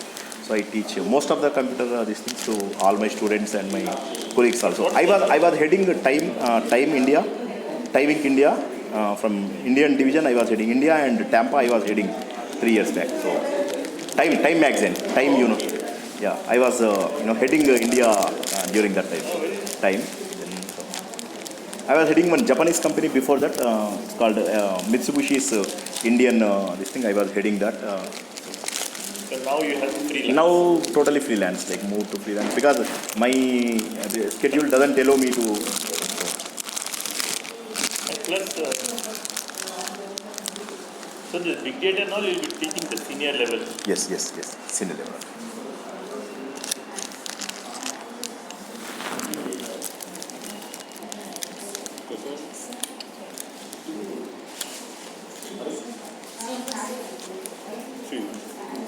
Recently I visited Nizamabad.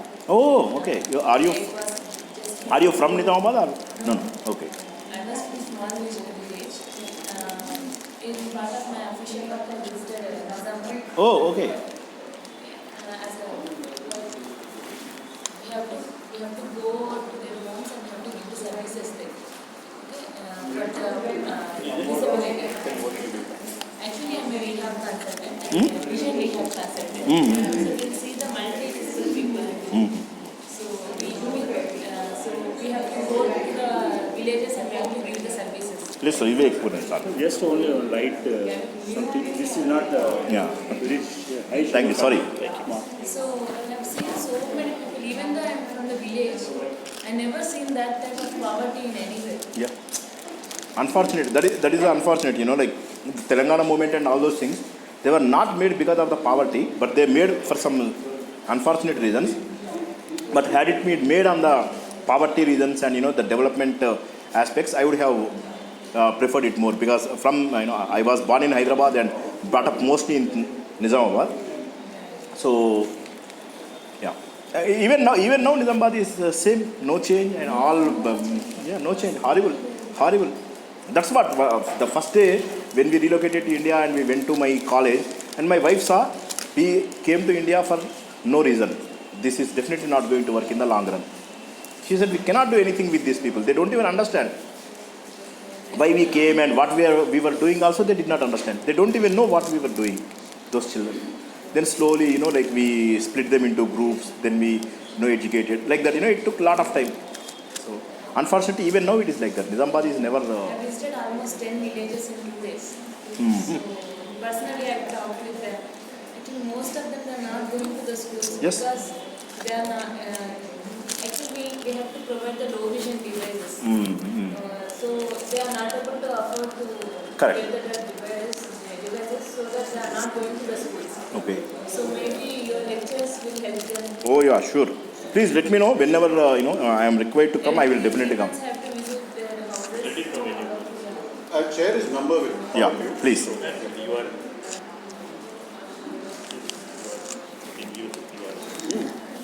Yeah, I was interested in teaching children how to speak English. I made some framework.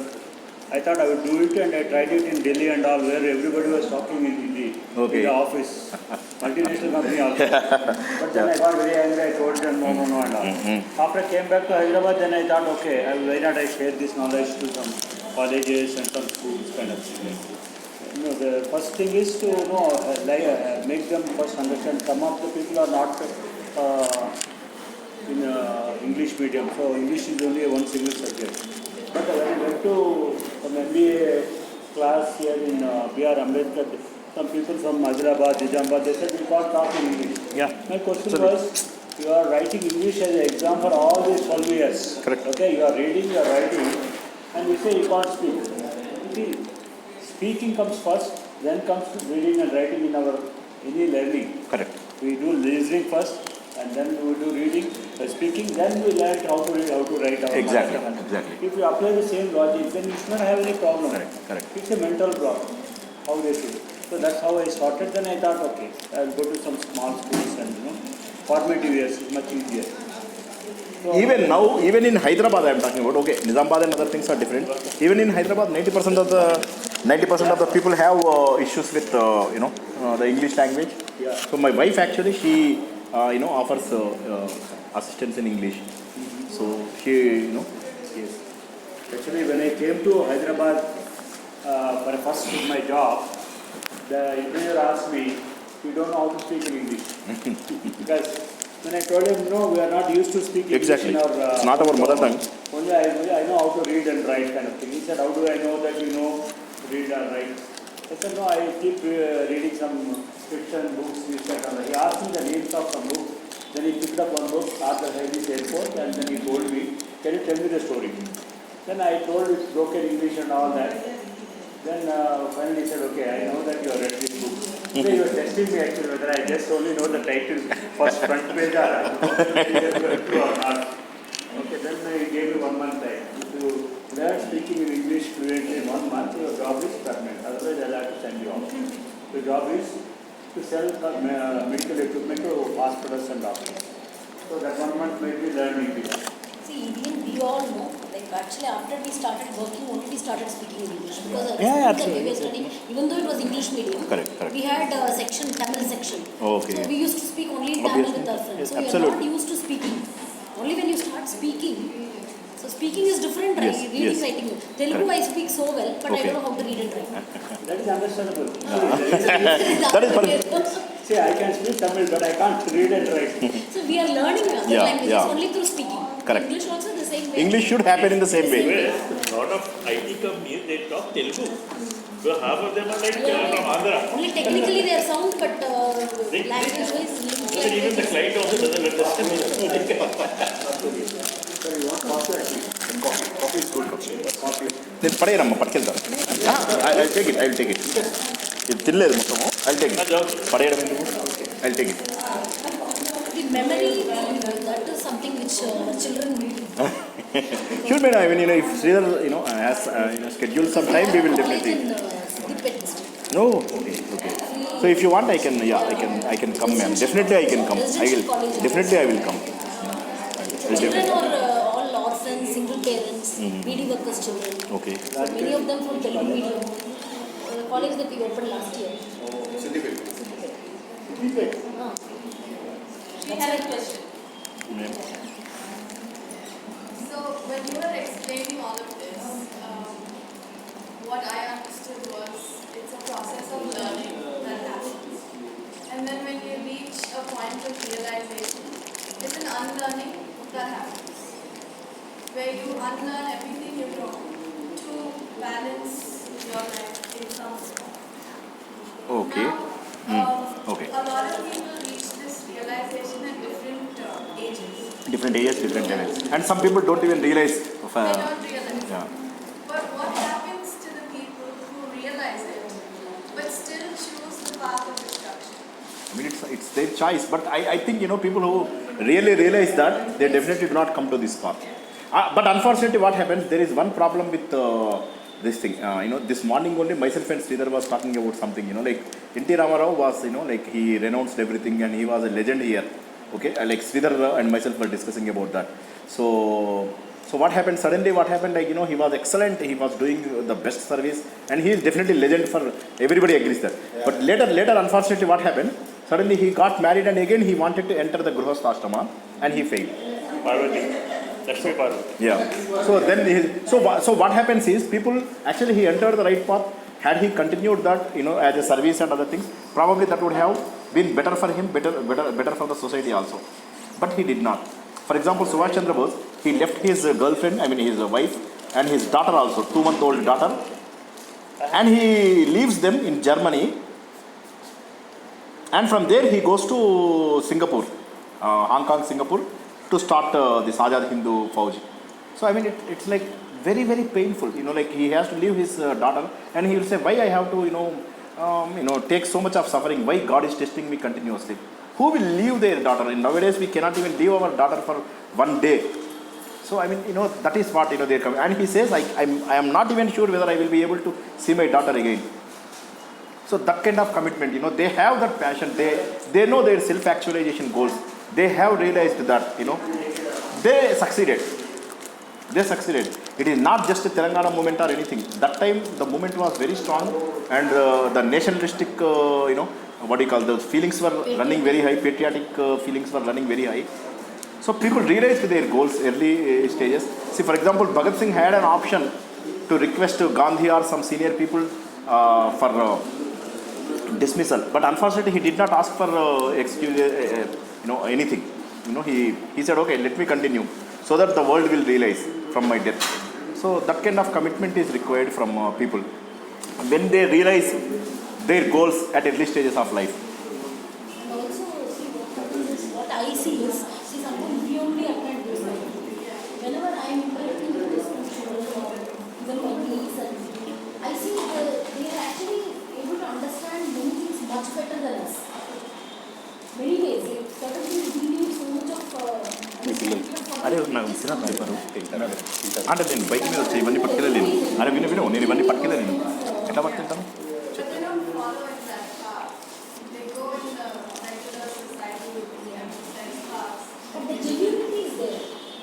You really see the next generation, at least whoever I am interacting with, I feel there's so much genuinity. You need to really give them certain inputs where they maintain that.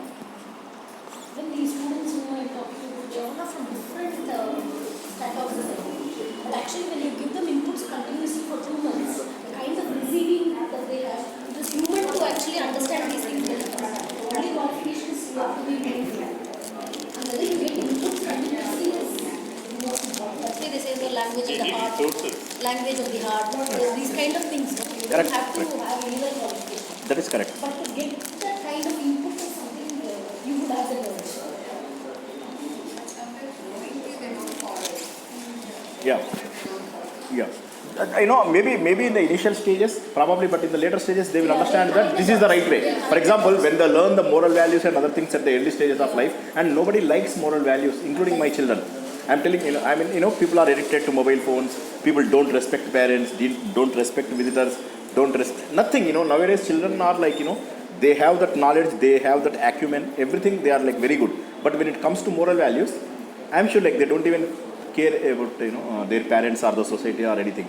Probably they will realize after 35, 40 years, then probably they will change. But nowadays we are also not focusing on that. We are also not interested to teach those things to our children. We really don't want that. We really want them to succeed in the curriculum, the academics, succeed there. Yeah. So that rat race they are into, and they cannot cope up.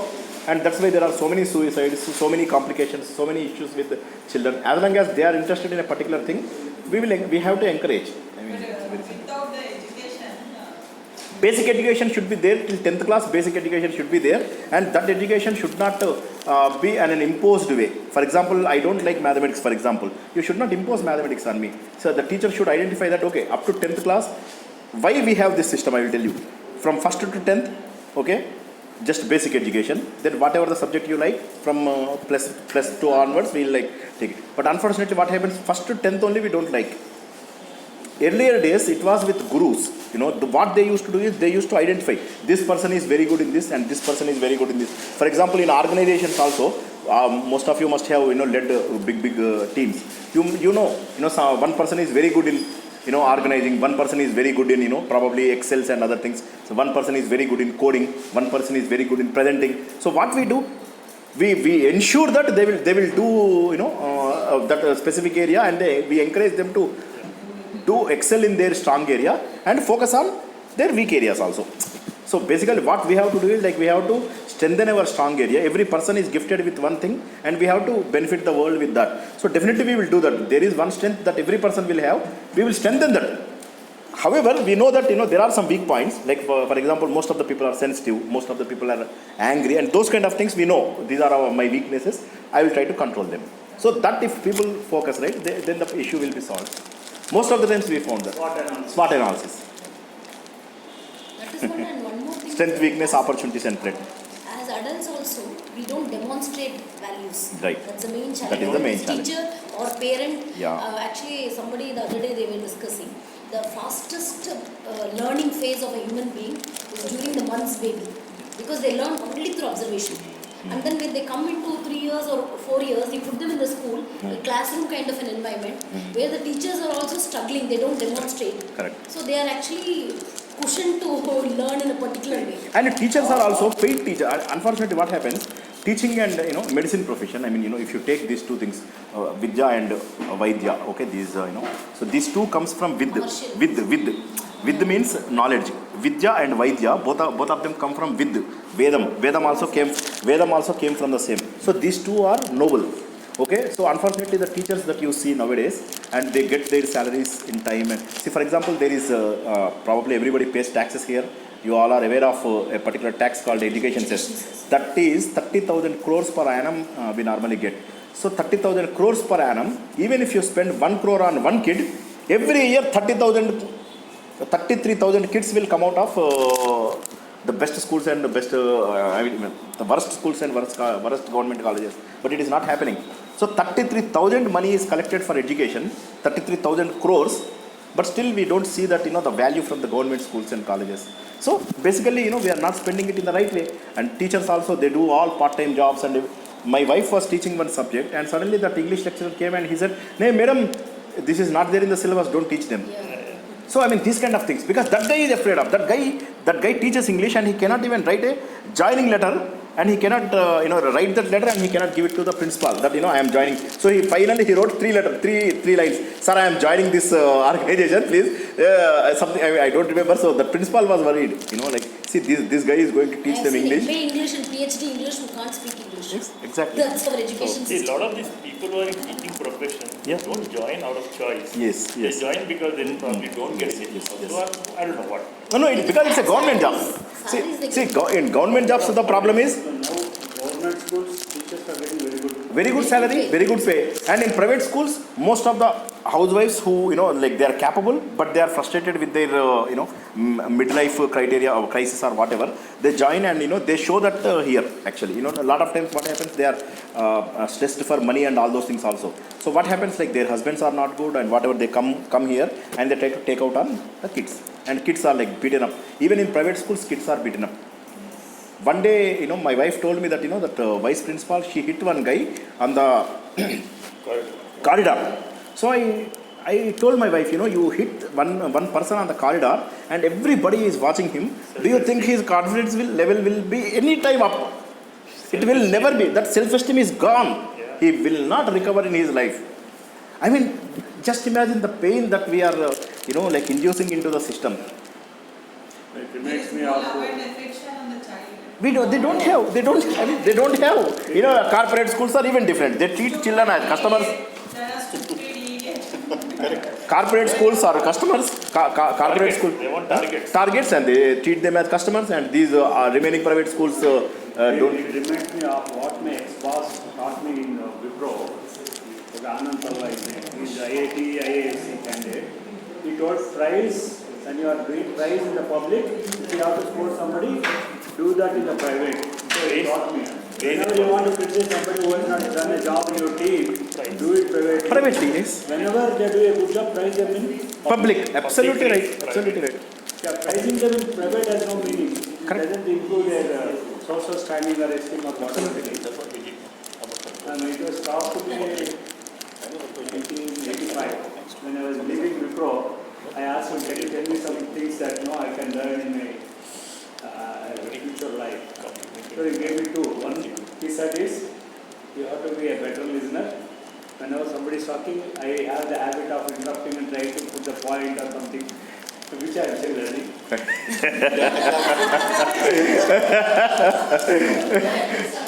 Learning is like, there's a target. It's not a destination, it's a journey. Till the last day, they also are learning. Callers become good listeners. They can become callers. So you're actually making callers very good listeners. You're actually making callers very good listeners. Who can be a potential counselors. Thank you very much. Thanks, sir. I'm a postman. Thank you, sir. Without reading. Practice. This is the college. Without reading. only forward. I will get in touch with you later, sir. Sure, sir. మీరు ఎక్కడ ఉంటారు హైదరాబాద్? నేను రామంతపూర్ ఏరియాలో ఉంటాను. Ramanthapur public school అపోజిట్లోనే ఉంటాను. I am in Acharya. Oh okay, not very far from that. I went to Hapsiguda, some school, Madhapur, some school like that. Sure, sir. తప్పకుండా will be in touch. And sure sir, any I'll be grateful if you can have. Sure sir, తప్పకుండా ఉంటాయి sir, multiple opportunities. The vision of this is mainly to bring out teachers with values. So we have started with inter first year last year. Okay. This year inter second year. Next year degree. We are looking at B.Ed, integrated B.Ed. We Okay. are approaching the government. Okay. And we have our own university in Gulbarga. So we Okay. are trying to collaborate with that. Wow, excellent. The Prashanti Balamandar Trust is in Bangalore, Middanalli, where we have 30 education institutions. All in rural areas. Wow, my God, it's amazing. Here 150 students are there right now. Wow. Residential. Excellent. They need value-based education. And we are looking at by the time they finish their degree, they will have a certificate in music or dance. Fine arts also we are building. For bhajans, vedam, everything. I think you should visit once. Please, ma'am. Just call me and I will definitely come and I'm Probably these kind of lectures, memory techniques for them. mathematics techniques, computers, tips that I can definitely do. Yeah. Mathematics I can teach like multiple hundreds of techniques I can teach them. Oh, so nice. Mathematics. Actually, virtual classrooms కూడా మాకు digital class room లాగా ఉంది. Okay. So we are అంటే direct ఉంటే it will be better. అదే మీరు అంత అలా దూరం I can come. Distance is not a as long as they are. Jubilee bus stand. నేనేమంటానంటే as long as they are interested and they want to, I'm like more than happy to come. Actually ఇక్కడ మాకేమో school, orphanage, old age home ఉంది. Okay. Separate Okay. School up to 10th class 27 years అనిపిస్తుంది. Okay. అబ్బా. అని value education total. They know Vedam, dance, karate, only for girls. Only education girls చేస్తారు. Orphanage 50 పిల్లలు ఉన్నారు. So visit చేయాలి. తప్పకుండా. Sure very good. Actually, my background is I work for British government for 17 years. Okay. Poverty eradication programs and all the traditional supported. Okay. DFIDM. Wow. 3 years I worked for Dr. Reddy's Foundation. There was skilling rural India program. Managing the competitions. ఇప్పుడు since I'm associated with this NGO for long, but ఇప్పుడు కొంచెం యాక్టివ్గా participate చేస్తాం. తప్పకుండా madam, any help అసలు ఎక్కడ sustainability చూస్తున్నాం మేము ఈ ఏరియా మూసాపేట. మూసాపెట్టది okay Tech Mahindra foundation people Okay, okay. For support. It's opening up thoughts. I believe in law of attraction. My God. అంటే మనం మన థాట్స్ ఇంటెన్షన్స్ ఎక్సలెంట్. అల్టిమేట్లీ మనం గ్రేట్ అసలు ఇది. లేదు నిజంగా గ్రేట్. ఐ మీన్ అంటే ఆపర్చునిటీ రావాలి, we have to be used అనేది మన చేతిలో లేదు. ఐ థింక్ వీఆర్ డూయింగ్ ఎక్కడో ఒక చోట మనకు తెలియకుండా కిందకి వెళ్ళిపోతాము.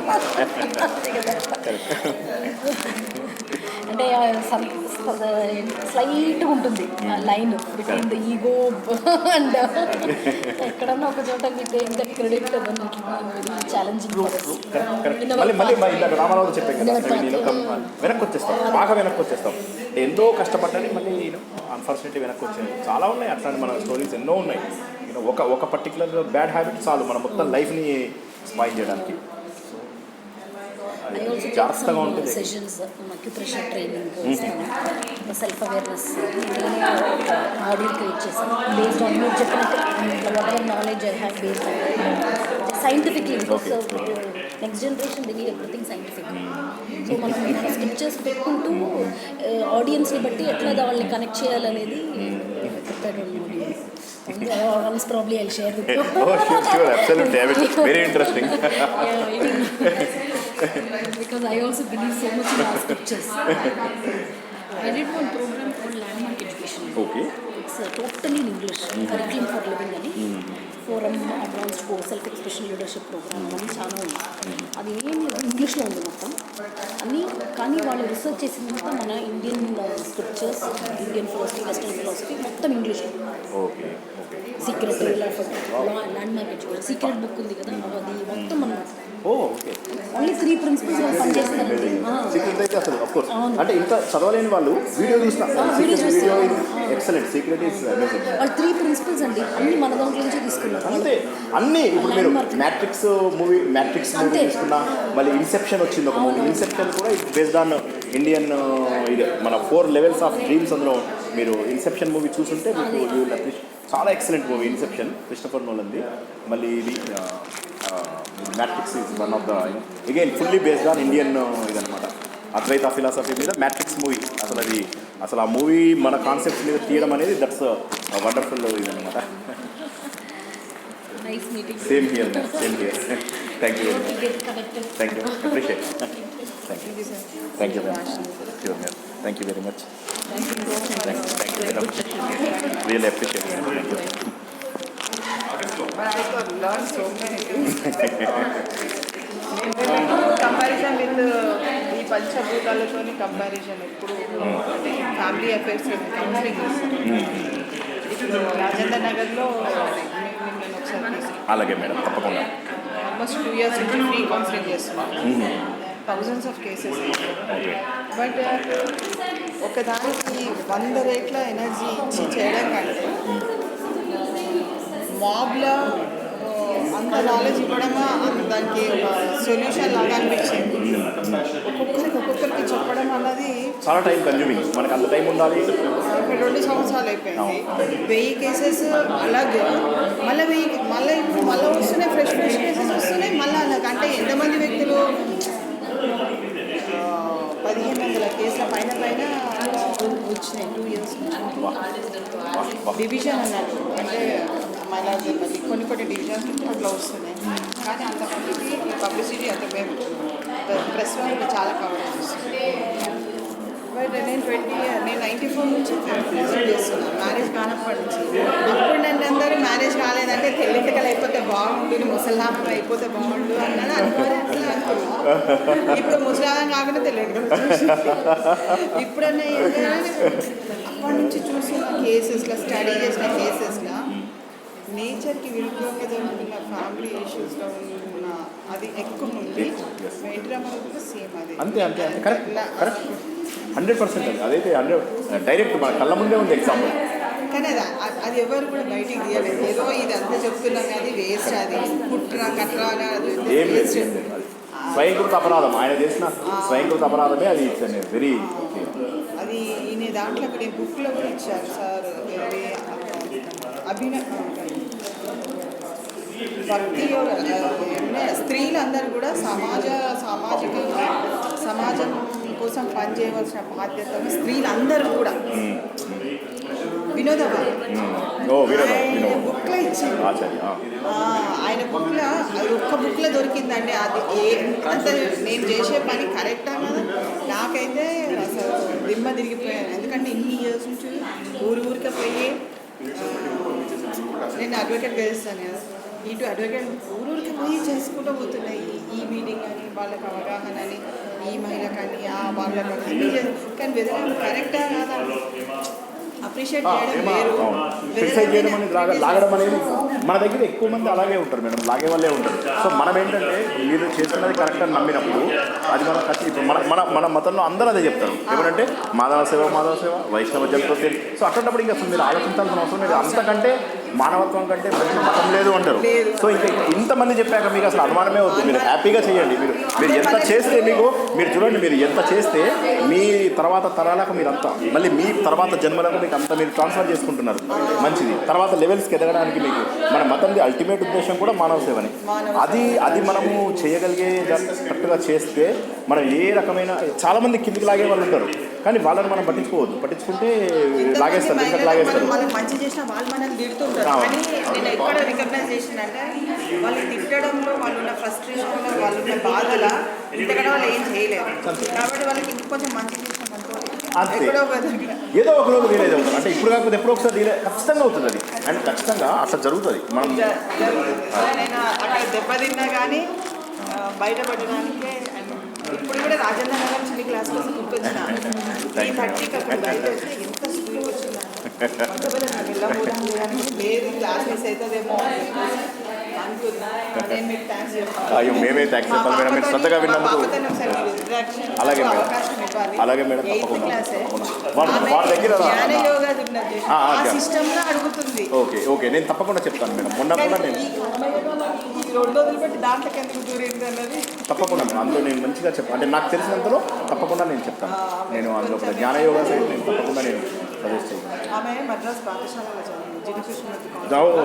అది మీరు ఐడియా ఉంది. అక్కడ జిడి కృష్ణమూర్తి అంటే కంప్లీట్ ఫిలాసఫర్. ఆయన అద్భుతమైన అంటే ఇక్కడ సెంటెన్స్ చదివింది అమ్మాయి. ఇక్కడ బేస్మెంట్ అంటే సెంటెన్స్ సడన్గా 1 year అయిపోయింది. మళ్ళీ ఇప్పుడు మేము మళ్ళీ ఇక్కడ తెచ్చినాము. ఇప్పుడు మళ్ళీ సెంటెన్స్లోనే ఉంది. జిడ్డు కృష్ణమూర్తి ఊహించుకోవడం చాలా కష్టం.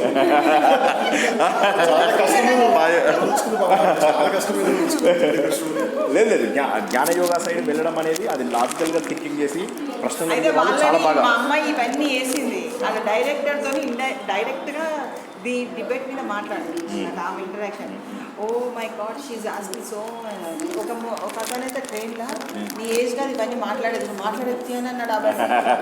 ఏంటి మా ఏజ్ అయితే మాట్లాడాలా, ఏజ్ లేకుండా మాట్లాడద్దా అని మళ్ళీ అది ఇట్లా వచ్చింది. సో ఉంటుంది అది పిల్లలకు ఒక ఆ బ్యారియర్ ఉంటుంది. కానీ మేడం నాతో మాట్లాడించండి. నేను తప్ప అంటే జ్ఞానయోగా సైడ్ వచ్చే వాళ్ళు జనరల్గా కూడా లాజికల్గా ఆలోచిస్తారు. వాళ్ళు ఇంకా మిగతా వాళ్ళకంటే కూడా ఫాస్ట్గా చక్కటి రూట్లోకి వెళ్ళే అవకాశం ఉంది. జ్ఞానయోగా ఫాస్టెస్ట్ రూట్. తప్పకుండా మేడం, తప్పకుండా ఇంత సేవ చేసినా కానీ మా పిల్లలు చేసుకోకపోతే లేదు షూర్ మేడం, తప్పకుండా శ్రీధర్ సార్ దీన్ని మీరు హెల్ప్ చేయాలి సార్. తప్పకుండా మేము అసలు ఏమంటారు ఇట్లా పిల్లలకి ఇట్లనే ఒక 20-30 పిల్లలకి అట్లా ఇస్తే చాలా బాగుంటుంది. నేను చెప్పాను శ్రీనివాస్ కూడా అదే చెప్పాను. నేను ఒకసారి అలా చేస్తానని. మన పిల్లల్ని అందరున్న పిల్లల్ని పెద్దవాళ్ళు కూడా కుటుంబ సమేతంగా నేను అది ఒకటి ప్లాన్ చేస్తాను, చెప్తాను. నేను 5 స్టెల్లింగ్ అవునవును చెప్తాను. 5 స్టెల్లింగ్ నేను హోటలే బుక్ చేస్తాను. మా బ్యాంకెట్ యాన్యువల్ డే ఉంది అక్టోబర్. చూద్దాం. Thanks madam, thank you.